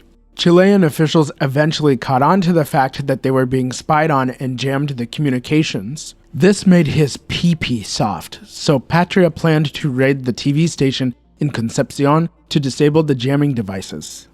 During the raid, the group encountered a homeless man who was guilty of nothing but sheltering at the station. He was in the wrong place at the wrong time. Michael and the other perpetrators gagged and hogtied this man during the raid. When officials investigated the station in the following days, the homeless man was found dead from asphyxiation. You done fucked up, Michael. Now a wanted man, the Townleys fled Chile for Miami. When Allende was overthrown in September 1973, Michael wanted so badly to return to Chile so he could celebrate the victory with his paramilitary Patria pals. That October, he obtained a fake Florida driver's license under the name Kenneth Earnart and obtained a U.S. passport with that same name. Michael met with a man named David Stebbing, a friend he was first introduced to at the U.S. Embassy. Stebbing made a report to the U.S. State Department that stated, quote, "Mike expected to return to Chile soon and will probably be in contact with the embassy again. He may someday be in trouble again," end quote. He noted in the report that many Patria members obtained jobs in the new Pinochet government. Mike returned to Santiago via his fake documents and continued to request he work as an American agent, but, they just couldn't get over his fugitive status. Man, what a bunch of babies. He just wants to be a secret agent, but they won't let him because of one little involuntary manslaughter. Hey, we all make mistakes. U.S. Consul Fred Purdy had the heart to see past Mike's whoopsie-daisy. Mike was issued a new passport with his real name. Mike then contacted a U.S. attaché named Jeffrey Davidow in December 1973 to discuss Mike's involvement with Patria y Libertad and what he could do as an informant for the U.S. Embassy. David Au commented on Townley, writing that, quote, "He's an American citizen with a rather unsavory past with crypto-fascist Chilean groups, suggests keeping him at arm's length," end quote. I get the impression that Mike was more of a nuisance to the embassy than anything. Like the guy at work who thinks he should be a manager but is always passed over for a promotion and continues to profess his own grandiosity. Neither the CIA nor the American embassy seemed interested in Mike. Sometime in the spring or early summer of 1974, while Mike was working as a car mechanic, he was recruited for a mission by DINA Deputy Pedro Espinosa. Mike wouldn't be officially on DINA's payroll, but he was given the alias Juan Andres Wilson, a house to use as a base of operations, and 4 agents at his disposal. Mariana later wrote about her husband's work, saying, quote, "But I certainly can state that DINA found his knowledge of electronics, English, and purchasing useful. Add to that the fact that, as an American, he had free access to the United States at any moment without having the need for hard-to-get visas," end quote. Mike was assigned to the Exterior Brigade, where he would carry out his first successful assassination, the car bombing of General Prats and his wife. We already discussed this a bit earlier, but let's see it from Mike's perspective. But why was Mike chosen to kill Prats in the first place? Colonel Espinosa met Mike Townley after the coup, and Mike performed some small jobs for DINA, like fixing radios. But when their conversation strayed into politics, Mike seemed pretty eager to do more for DINA. Mike was down to clown. And by clown, I mean blow up General Prats. Upon Mike's assignment to the Exterior Brigade, he met the department chief who provided Mike with the explosive C4. Mike was able to construct a bomb using a CB radio transmitter, blasting caps, and another component. Both Mike and Mariana flew to Buenos Aires. Yes, she went along with him under the alias Ana Luisa Pesario. You know, back when you could have C4 in your carry-on. "Excuse me, Mr. Townley, what is this, modeling clay?" "Oh, That's C4. I use it to make sculptures and blow up generals." "Oh, okay, great. Have a great flight. Thanks, you too." But I'm not going anywhere.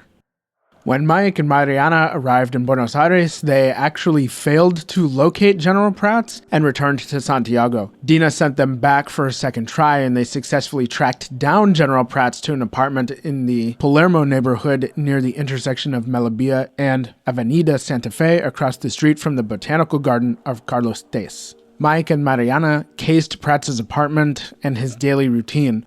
On Friday the 27th of September 1974, they spotted Prats pulling into the parking garage below the building complex. Fortunately for Mike, and unfortunately for Prats, the building's janitor later opened the garage door and kept it open. Mike snuck into the garage, found Prats' vehicle, and slid underneath the car along with the bomb, which was concealed inside a portable radio. He fixed the bomb near the center of the vehicle and armed it by attaching the batteries to the blasting caps. If you're a ballistics expert and what I just said makes no sense, 1, that's what the source said, and 2, I'm not a bomb expert. The bomb was ready to go kaboom. All Mike had to do was transmit a certain radio frequency, which would be received by the bomb's modified CB transmitter and trigger detonation. Unfortunately for Mike, the janitor closed the garage door, so he had to sleep in the garage, possibly under Prats' car, with the bomb, hoping to God and sunny Jesus that nobody in Buenos Aires transmitted the one radio frequency needed to make it go off. On Sunday, September 29th, Prats and his wife, Sofia, spent the evening with the former Chilean ambassador to Argentina, Ramon Huidobro, and his family. Meanwhile, Mike and Mariana had waited in their car for hours parked near Prats' apartment. Prats and his wife returned home around midnight of September 30th. They drove right past Mike and Mariana waiting for them. It seems Mike may have hesitated because he didn't intend to kill Sofia. However, the opportunity to kill Prats was right there and then. It was now or never. Mariana grabbed the detonator and fumbled with it a bit. Not knowing how to trigger the bomb, Mike took the detonator. Just as Prats stepped out of the car to open the garage, he pressed the button. 2 pounds of explosives sent the car's roof on top of a nearby building. Prats was blown to bits, and Sofia was reduced to pieces of charred skeleton. And remember, Mike and Mariana have 3 kids, presumably being taken care of back in Santiago while they're in Buenos Aires, having the most explosive date night. You know, most of us just go to dinner and drinks, cook at home, go to a movie. Others detonate bombs. Couples goals. They returned to Santiago the next day, and both soon became card-carrying DINA agents on DINA's payroll. Michael Townley was sent on other missions as part of the wider Operation Condor, one to Mexico to murder several former officials of Allende's government, another mission in Rome where he left the Christian Democrat Party member Bernardo Leighton and his wife severely wounded and in critical condition. Michael soon received new orders to hunt down and kill Allende's former ambassador to the United States, Orlando Letelier. Born on April 13, 1932 in Temuco, Chile, Letelier grew up as the youngest child of 2. He studied in public school until he joined the military academy at age 16. He ended up dropping out of the military academy and went to work in the copper industry. He was forced to resign his job as a research analyst when his employer discovered that Letelier supported Allende's 1958 campaign for president. I'm not sure how or when Allende and Letelier met, but sources indicate they were friends for many years. Following Allende's defeat, Letelier, his wife, and children relocated first to Venezuela, then Washington, D.C., where he worked at the Inter-American Development Bank. When Allende won in 1970, the Letelier family moved back to Chile, and Allende appointed him as ambassador to the United States. In August 1973, Allende appointed him Minister of Defense, so for about a month, Pinochet carried Letelier's briefcase according to testimony from Letelier's wife, Isabel Margarita Morel Gumuciu. Following the coup, top Allende government officials, if not executed, were imprisoned in a concentration camp on Dawson Island in the inhospitable southern tip of Chile. The Pinochet regime reluctantly let Letelier free in response to international pressure. The family moved back to Washington, D.C., but he remained a huge liability for the Pinochet regime.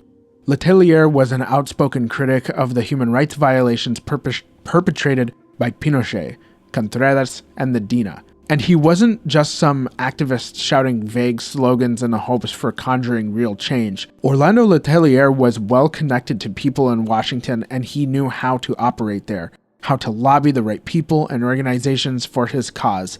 However, he was already on the CIA's radar. For Pinochet, talking smack about his country made his little Chile pepper real soft. Pinochet was concerned for his image and continued foreign support. In May 1960, while Letelier was living and working in the US, the CIA started tracking his activities because he traveled to Havana, Cuba with Allende. The CIA spent roughly 16 years building a case file with descriptions of Orlando's character, politics, and even collected information on the family's English sheepdog? I don't know, your tax dollars at work, ladies and gentlemen. Of course, the CIA was particularly interested in Letelier's progress in galvanizing support against Pinochet, of which he was fairly successful. Meanwhile, Pinochet met with U.S. Secretary of State Henry Kissinger on June the 8th, 1976, and complained about Letelier's air quotes misinformation concerning the Chilean government. Pinochet was like, come on, please, can I blow him up? Pretty please, with a Chile on top? Pinochet ordered Contreras to kill Letelier. Contreras gave the assignment to Espinosa, who then briefed Michael Townley and another agent, Lieutenant Colonel Armando Fernandez Larios, on the mission. On August 26, Fernandez and DINA agent Liliana Walker traveled to Washington using false names to first survey Letelier's routines. Townley arrived on September 9, 1976, also using a false name in a Chilean passport. Mike rendezvoused with Fernandez at New York's JFK Airport, who briefed Mike on Letelier's home address, make and model of car, and his routine. Mike rented a car and drove to Union City, New Jersey, which apparently was a stomping ground for Cuba's anti-Castro community. Mike recruited Virgilio Paz, and Dionisio Suarez to help with the assassination. This three-man hit squad arrived in DC on September the 15th and did their own surveillance of Letelier while Mike constructed a bomb from components he bought at Radio Shack and Sears, assembling the device in an Econo Lodge. New fear unlocked for me, staying in a hotel room while some maniac makes explosives next door. Mike could recruit these guys because some of the groups, like the Cuban nationalist movement, were interested in allying themselves with DINA. They figured assisting in DINA's missions would help curry favor from the Pinochet regime. Townley considered other methods to eliminate his target. Remember DINA's chemical and biological weapons program, Project Andrea? By this point, DINA had manufactured enough sarin to provide the toxic gas and delivery systems to people in the Cuban nationalist movement. Townley had a small amount of sarin placed in a perfume bottle of Chanel No. 5 and had it transported on a LAN Chile flight to the United States. The idea was to use a female DINA agent as a honey trap to lure Orlando until the right opportunity to deploy the deadly perfume, but obviously this idea was abandoned. The night of September 18th, the three assassins quietly rolled up on Letelier's house in Bethesda, Maryland. Taking advantage of the darkened street, Mike slid himself and the bomb under Orlando's Chevy Chevelle, which was just sitting out in the driveway. He attached the bomb underneath where the driver's seat would be, and then they bailed. On September 21st, 1976, around 9 a.m. Eastern Time, Orlando Letelier and his two colleagues, Ronnie and Michael Moffat, who married just 4 months prior, drove south on Massachusetts Avenue, which in general is heading towards the White House. Orlando was driving, Ronnie was in the passenger seat, and Michael was in the back. Tailing them at a safe distance behind them were Paz and Suarez. As the car turned into the Sheridan Circle roundabout, Suarez detonated the explosive. When police and paramedics arrived, Orlando was barely alive, but his legs had been blown completely off. Ronnie was carved by shrapnel, which severed her jugular vein, and she desperately fought for her life as she drowned in her own blood. Her husband, Michael, was miraculously unscathed and completely focused on comforting his wife. Both Orlando and Ronnie were rushed to George Washington University Hospital, but tragically both of them died later that morning. This happened less than 2 miles from the White House, just over a mile from where I used to live at the Woodley Park Apartments when I worked at the Fed. I ran almost every night south on Connecticut Avenue, which intersects with Massachusetts Avenue at DuPont Circle. According to the Pinochet files, DINA pulled off the most brazen terrorist attack on the Capitol of the United States until the 9/11 attack on the Pentagon. Michael Townley was DINA's most dangerous assassin, and as terrifying and unprecedented as this was, in my view, this was also DINA's peak, at least internationally. The political and public reaction to the assassination was swift and not favorable to Pinochet whatsoever.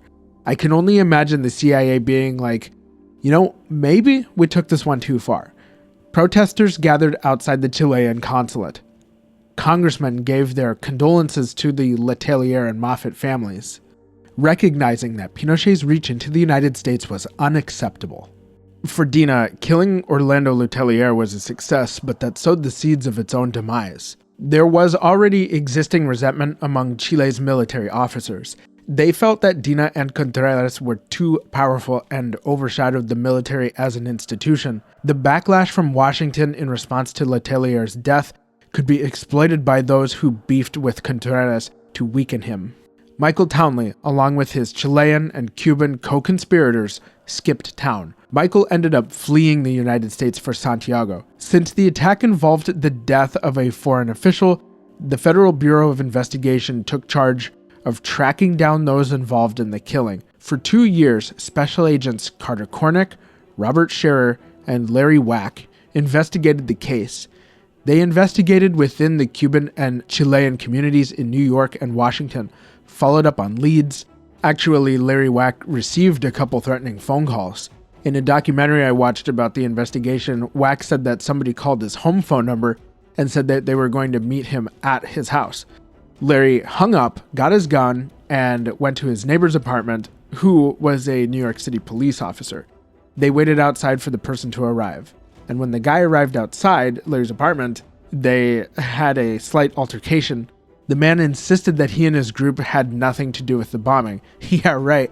How'd you get my phone number, asshat? These guys also intimidated Larry's fiance just days earlier, so he was in no mood for bullshit. And according to Larry Wack himself, he straight up told this guy, look, if you ever show up to my house again, the only way you're leaving is in a body bag. The case got a few crucial breaks. Number one, in interviews with people in the Cubano community, they kept hearing about a guy they called El Flaco, or the skinny one, who was described as a tall white male, presumably Chilean.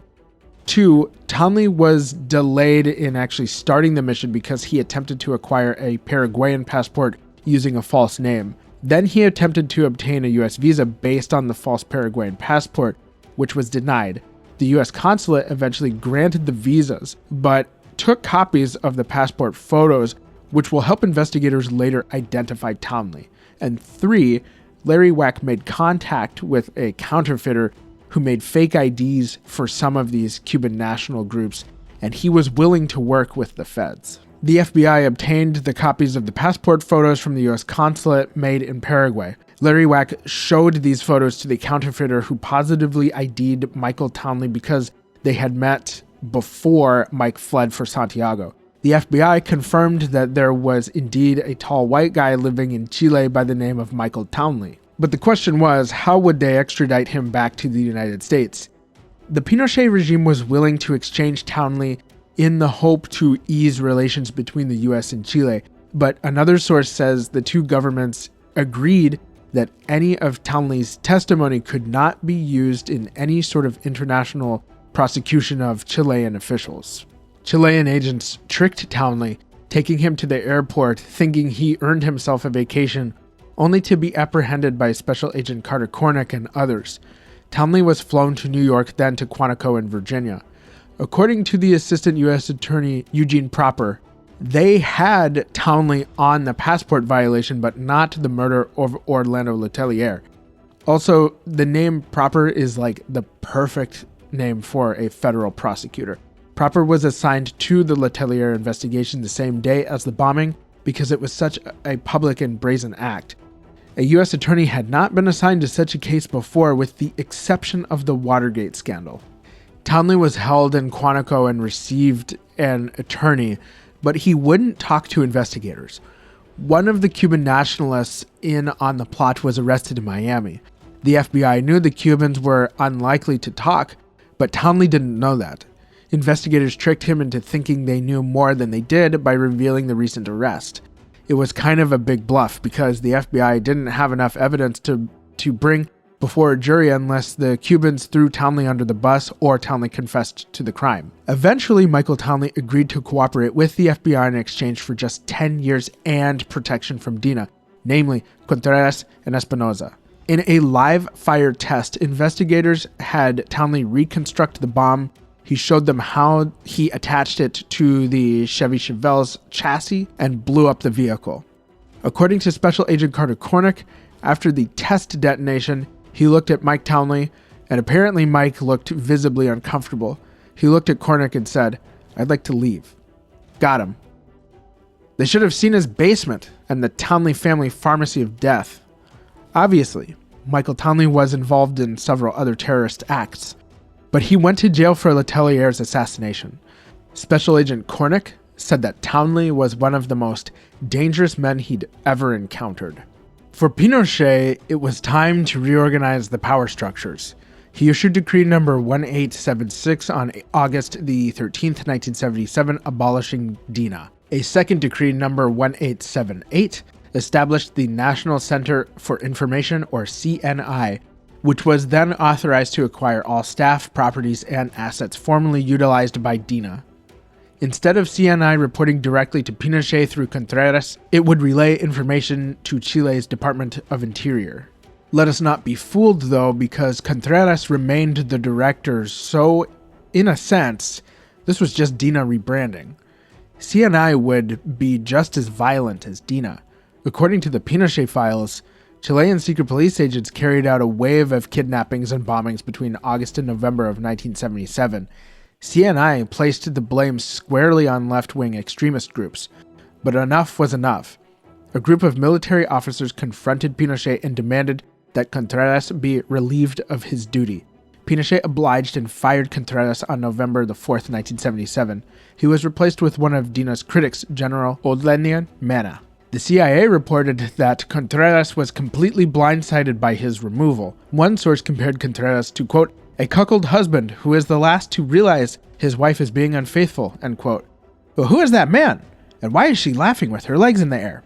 You get it. Under the leadership of General Mena, CNI would be just as repressive through the rest of the 70s.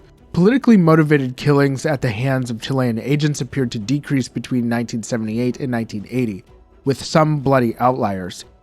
CNI was behind the death of a trade unionist named Tucapel Jimenez in February 1982 and the decapitation of 3 Chilean professors in March of 1985.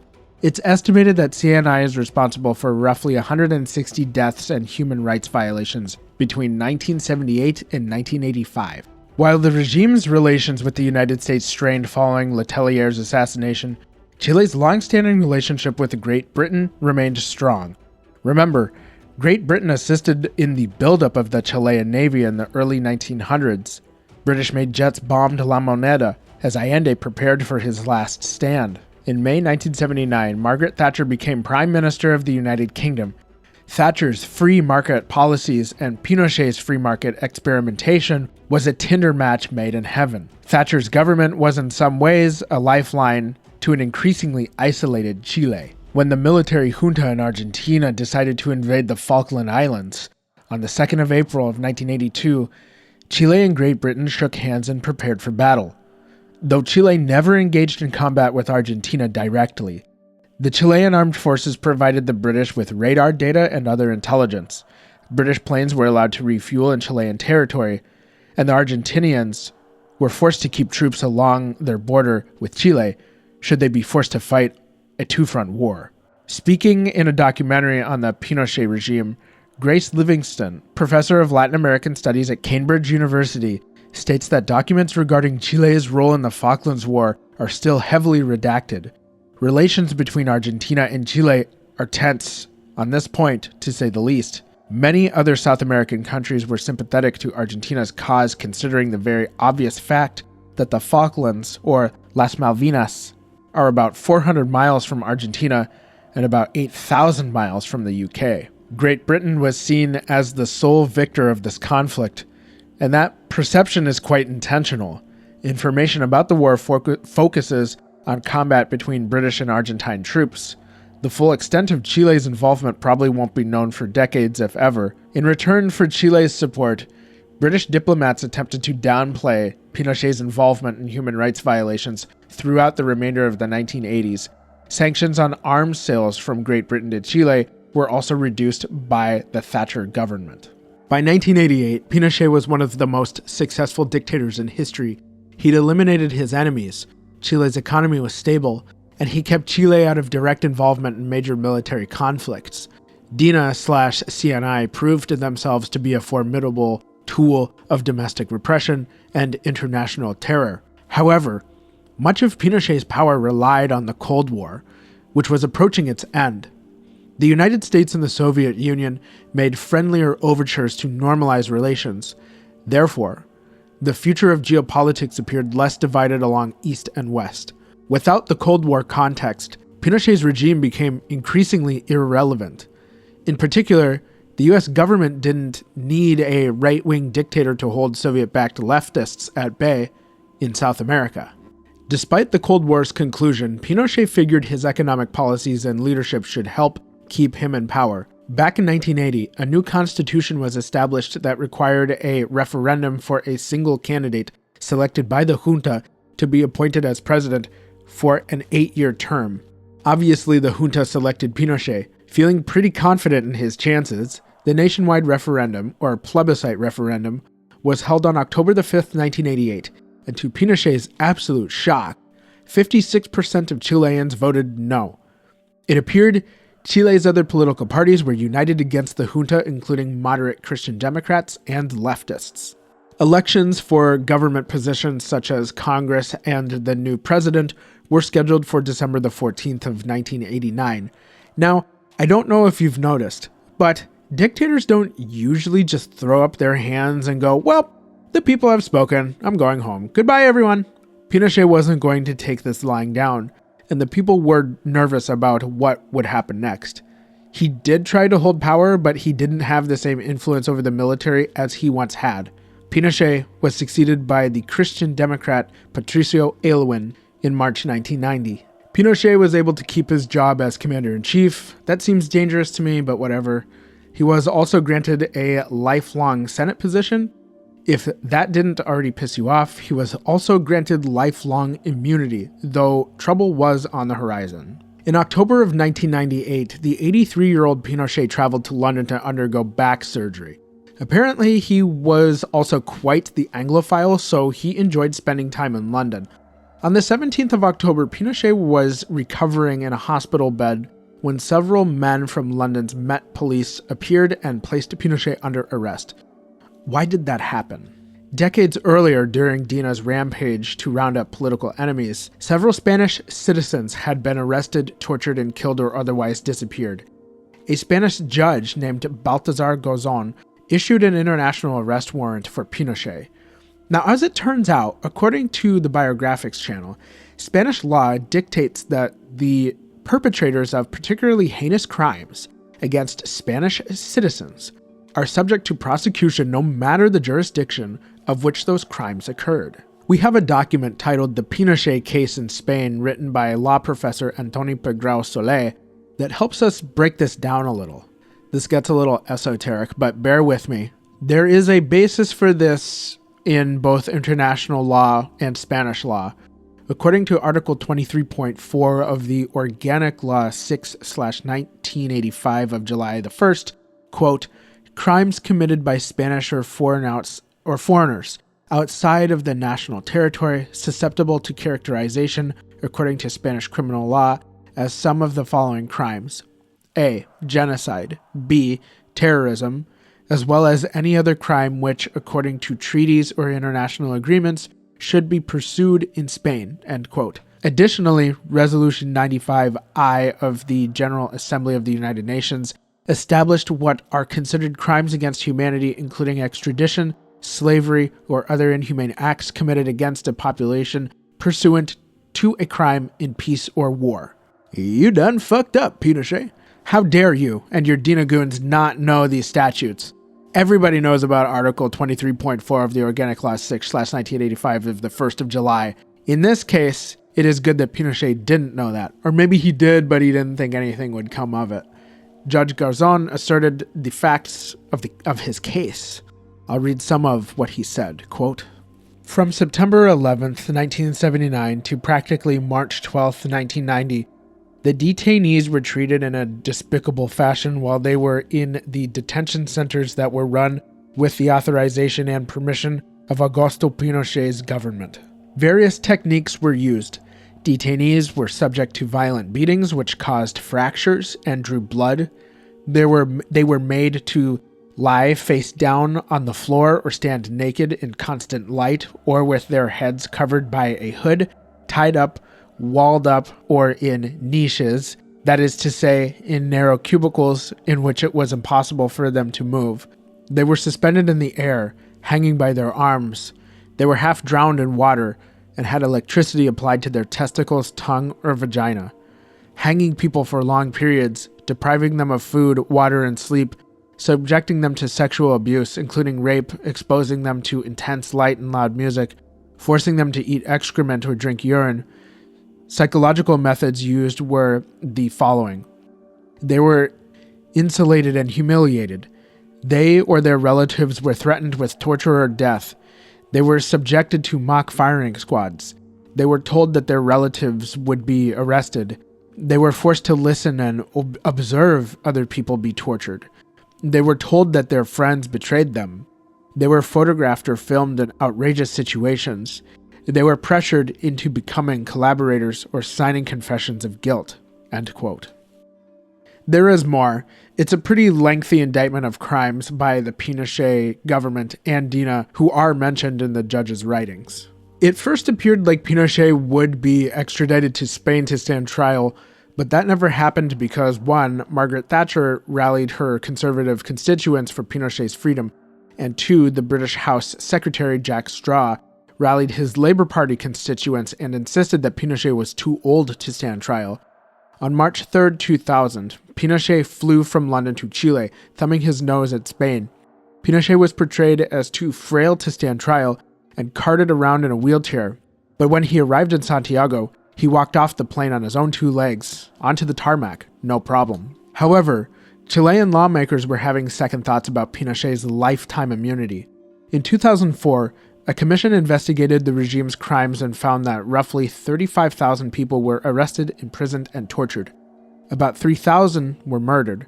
That, together with foreign terror campaigns, killing General Prats, killing Orlando Letelier and Ronnie Moffat, Chilean officials had legitimate grounds to arrest Pinochet and were ready to do so. Around November 2005, after his 90th birthday, Pinochet was placed under house arrest. Investigators found evidence of massive corruption schemes including money laundering, embezzlement, and tax evasion. Sources are varied on Pinochet's accumulated fortune, but it was estimated at $19 to $25 million, but probably more. His wife, Lucia, was also caught up in a corruption scandal. The New York Times reported in December 2021 that Lucia and Pinochet's 5 kids kept about $21 million in a bank in Washington, D.C. There were no charges of corruption, but they could nail Pinochet on murder, torture, and terror. And Pinochet was deemed fit to stand trial before a court. That would never happen, though, because Augusto Pinochet Ugarte died on December the 10th of 2006 at the age of 91 of a heart attack. Chile today is viewed as one of the most stable countries in South America, a likely destination for foreign companies looking to do business on the continent. Some of this can be attributed to the Chicago Boys and their controversial policies that remain part of the Chilean economy: openness to foreign investment, low perceived levels of corruption, stable money, and a solid preservation of property rights. Chile's position as the world's #1 copper producer will likely fuel economic expansion since copper is an essential metal for electronic components for the foreseeable future. Chile isn't without its faults. In 2023, Chile had a GDP per capita of almost $17,000 behind Uruguay and Guyana. But about half of the country's workforce earns only about $550 per month on average. Chile's wealthiest 20% of individuals earn 50% of the nation's wealth. Now, to be fair, wealth inequality in Chile has drastically reduced since the 1980s, and their Gini coefficient, a measure of a nation's level of wealth inequality, was about the same as the United States in 2022. However, you are better off being poor in the US in general than you are being poor in Chile. Massive protests erupted in Santiago and spread to other parts of Chile between 2019 and the end of 2021. Largely over wealth inequality and cost of living. The protests caused nearly $4 billion, with a B, dollars in total property damage, including to the Santiago Metro, according to insurance loss data per an article in Lockdown. In 2021, Chile elected a left-wing president named Gabriel Boric, who's been politically active since at least 2012 when he participated in student protests. In March 2022, Boric appointed Maya Fernandez as Chile's defense minister. She is the granddaughter of Salvador Allende. What are Allende and Pinochet's legacies? Well, having spent some time with this topic now, I can tell you from reading YouTube comments that there are simps for both of these guys based on political ideology. Left for Allende, right for Pinochet. Neither can point to Chile on a map.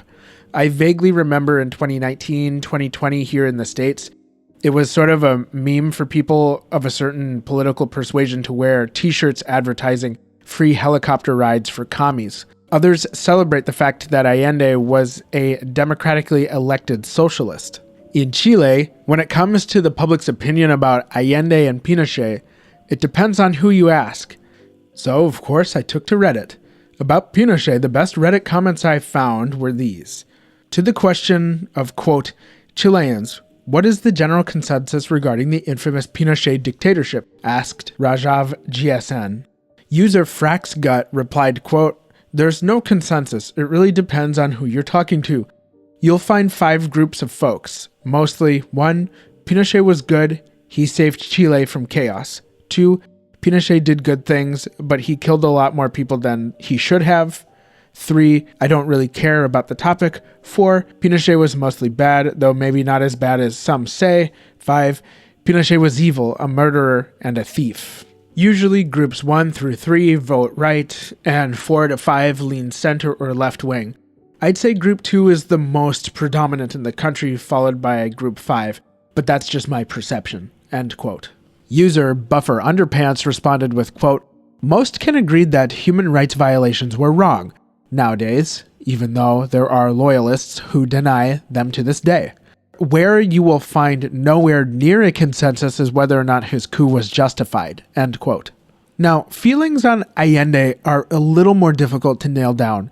Scrolling through the social democracy subreddit, a lot of people call him based, an amazing leader, etc. On researching Allende, people cherry-pick his accomplishments in supporting the working class and impoverished and ignore deeper economic issues. One comment I saw in response to the question, what do you think of Allende? User Karl Marx Punk said, quote, the weight of what he represents far outweighs his perceived flaws, in my opinion.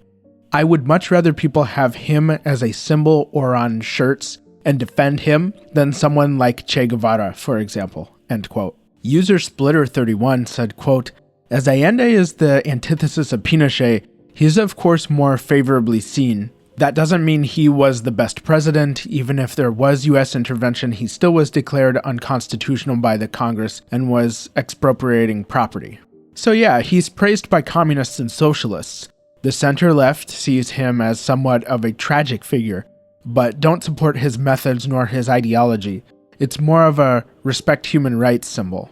At least personally, I don't prefer neither of both. After all, Allende won with only 32% of the votes. There was no runoff in those days. He didn't represent everyone, and the country became way more polarized than it was. Proof of this is that there was still public supporters of Pinochet because their grandpas lived during Allende's government and were extremely poor, along with food shortages and long lines to even buy bread. I just hope we can someday leave this in remembrance in the history books and move on mentally as a society. Almost all debates end up turning into fascio versus communist crap. I hate the us versus them mentality, end quote.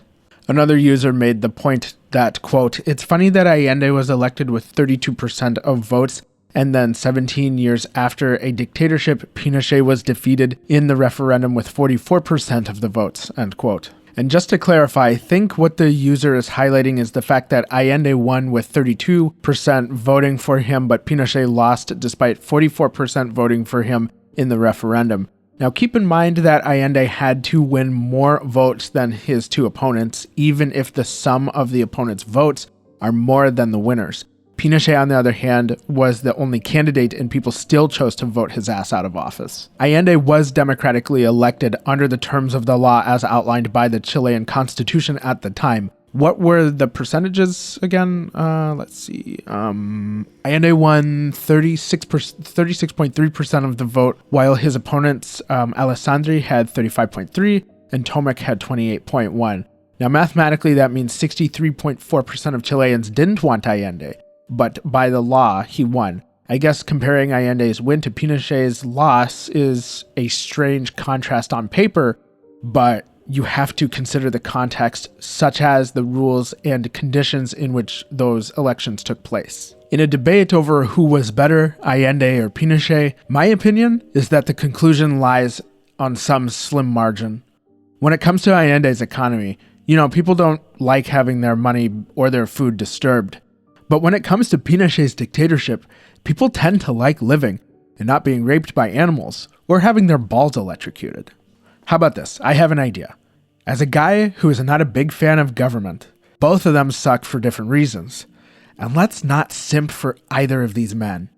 More important to me than Allende versus Pinochet are the innocent people of Chile and abroad who suffered because of both of these two ding-dongs.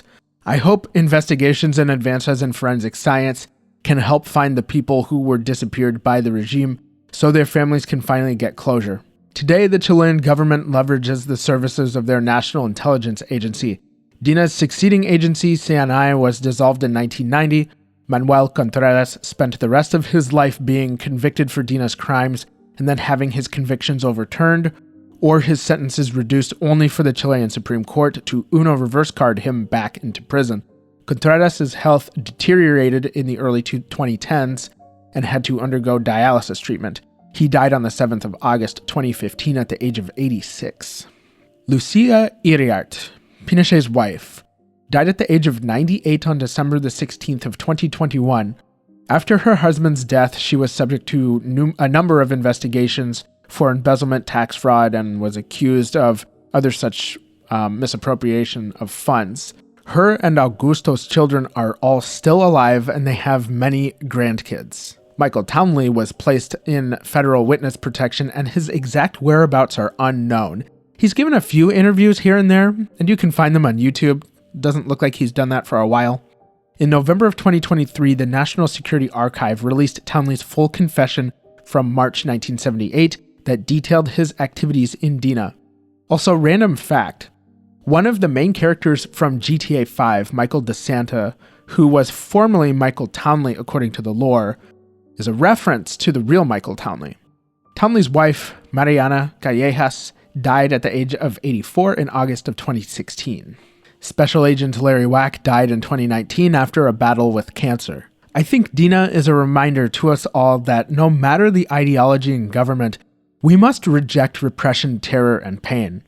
Whether the government is left, right, kleptocracy, theocracy, etc., secret police at their core don't really care about ideology. They exist to feast on a steady diet of human suffering.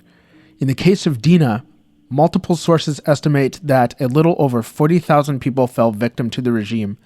This estimate includes those arrested, tortured, executed, and disappeared. But I'm unsure if that number represents just those inside Chile and not DINA's foreign victims. While this is an estimate, the Chilean government is still working to search for and confirm victims and convict and prosecute those who were responsible. And I'll end on this. Carlos Caselli, one of Chile's most prominent footballers, said that his mom was kidnapped and tortured by the regime. As far as Caselli knows, she was never taken to the Santiago National Stadium where he had some of the best moments of his career. Caselli has no illusions of what DINA did to its victims there. In an interview, Caselli said, quote, "I was once asked, how can you play in this stadium where people were tortured and killed? I replied, precisely because of that. So the souls of this place can be happy when they see me playing football." Let's recap. Chile is a long and narrow country in South America, sandwiched between the Andes Mountains and the Pacific Ocean. Its territory stretches from the Atacama Desert in the north and nearly 4,300 miles south towards Antarctica. At its widest point, Chile isn't even 250 miles across, but it could stretch across the United States from LA to New York, or across Europe from Lisbon to Moscow. It's estimated that Chile was inhabited as far back as 19,000 years ago, but the most well-known natives are the Mapuche, who prevented the Inca Empire from expanding further south from Peru. In 1520, Ferdinand Magellan explored Chile's southern fjords, charting a passage from the Atlantic to the Pacific Ocean. The first Spanish conquistadors arrived in Chile in the mid-1530s and mostly settled in the central, most fertile part of the country. The capital city, Santiago, was founded later in 1541. The Spanish monarch was forced to abdicate by Napoleon Bonaparte. The landowning elite in Chile sought to gain independence from Spain and became their own nation on April the 5th of 1818. From the start of independence, Chile had a traditional, mostly Catholic and politically conservative elite coalition in government. As Chile developed economically, the working class increasingly demanded better working conditions and political power. Greater political power to the middle class meant a gradual shift to the left in Chile's political climate and a challenge to the establishment elite. Augusto Pinochet Ugarte was born during a relatively prosperous time in Chile.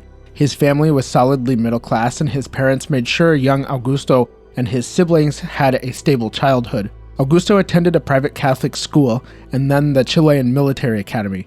He wasn't the best student or a particularly remarkable cadet, but he followed orders and rose through the military ranks. He married Lucia Iriart, a woman from an upper-class family who didn't necessarily approve of her choice of partner, but was apparently the force behind the man. Augusto was assigned to a position running a prison camp in northern Chile, where he formed a lifelong mistrust and hatred towards communists. It was at this camp where Augusto had his first encounter with the then Senator Salvador Allende, who visited to investigate the camp's conditions. Allende was born in 1908 to one of Chile's upper-class families. He pursued a career in medicine, successfully completing medical school at the University of Chile in Santiago. Dr. Allende became a pathologist and a pioneer in the application of social determinants of health in his practice. He became a Marxist and helped found Chile's Socialist Party. He ran for president in 1952 and lost, but was not deterred from pursuing higher office. Politically, Chile's shift to the left ushered in leadership from the Christian Democrat Party and constitutional reform in 1925. Allende ran for president in 1958 and again in 1964. Then in 1970, Chile elected its first openly Marxist president. Considering the Cold War context, this set off alarm bells in the Nixon administration, which set to undermine Allende's government. Allende enacted many policies in line with his Marxist views, such as expropriating foreign-owned mining companies, but the economy was increasingly mismanaged, with food shortages, trade deficits, and inflation. Meanwhile, Pinochet progressed in his military career as an instructor at the military academy and eventually the commander of the Santiago garrison. Allende appointed Pinochet as the commander-in-chief of the armed forces when the previous commander resigned. Pinochet discovered a plot to overthrow Allende's government, and Pinochet agreed to participate in the coup, and Allende was overthrown on September 11, 1973. A military junta made up of leaders from each branch of the armed forces controlled the government. The plan was for each member to hold the presidency for a duration of 1 year and then pass the office to the next member. Pinochet persuaded the rest of the junta to be the first president, and he wouldn't leave office for about 17 years. Pinochet's regime plunged Chile into violence to root out former Allende supporters in the government and left-wing opposition in the public. Pinochet established the Dirección de Inteligencia Nacional, or DINA. The DINA was the regime's iron fist that snatched, brutalized, butchered, and disappeared thousands of people inside Chile. Under the guidance of Director Manuel Contreras, the DINA also launched terror campaigns in the United States, Europe, and Chile's neighbors. DINA answered to Pinochet only, and in many ways, superseded the armed forces. DINA's most infamous agent was the American-born Michael Townley, who grew up in Chile and fled to Miami when Allende became president. He got involved with right-wing anti-Castro groups composed of Cuban expats. He hoped to join the CIA to help overthrow Allende. Townley returned to Chile shortly after Pinochet's coup and was recruited by DINA. Using his knowledge of electronics, he was able to build remote detonated bombs which he used to kill General Prats in Buenos Aires and also Orlando Letelier and Ronnie Moffat in Washington, D.C. He was taken into custody by the FBI and is presumably still in witness protection to this day.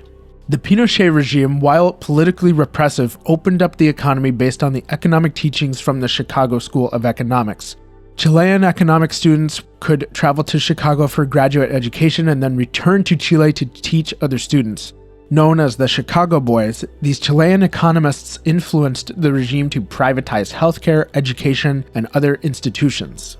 The Pinochet regime came to an end when a referendum was held in October of 1988, and the Chilean people voted that Pinochet step down from the presidency. He was given a permanent Senate seat and remained commander-in-chief of the armed forces.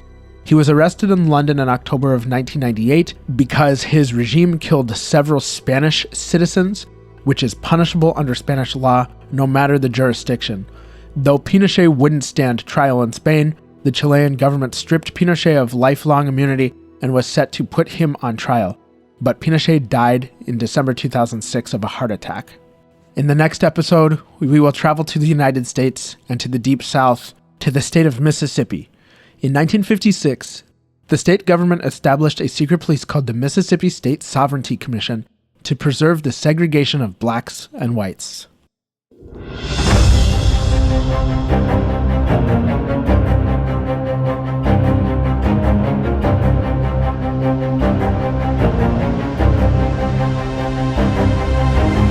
that, secret agents, was the DINA. Thank you so much for listening, especially to the secret agents on Patreon. If you enjoyed this episode, please submit a rating, 5 stars if you think I've earned it. I also accept reviews. If you listen on Spotify, you can comment on each episode. The more interactions and engagement we can get across platforms, the more people will find our dark tour of history. Please don't overthrow a government by a military coup. Please don't throw anybody out of a helicopter. In fact, it's best to avoid helicopters altogether, if I'm being honest. Please don't drive the economy into the ground. And please do not create any DINA-like police forces. Agents dismissed.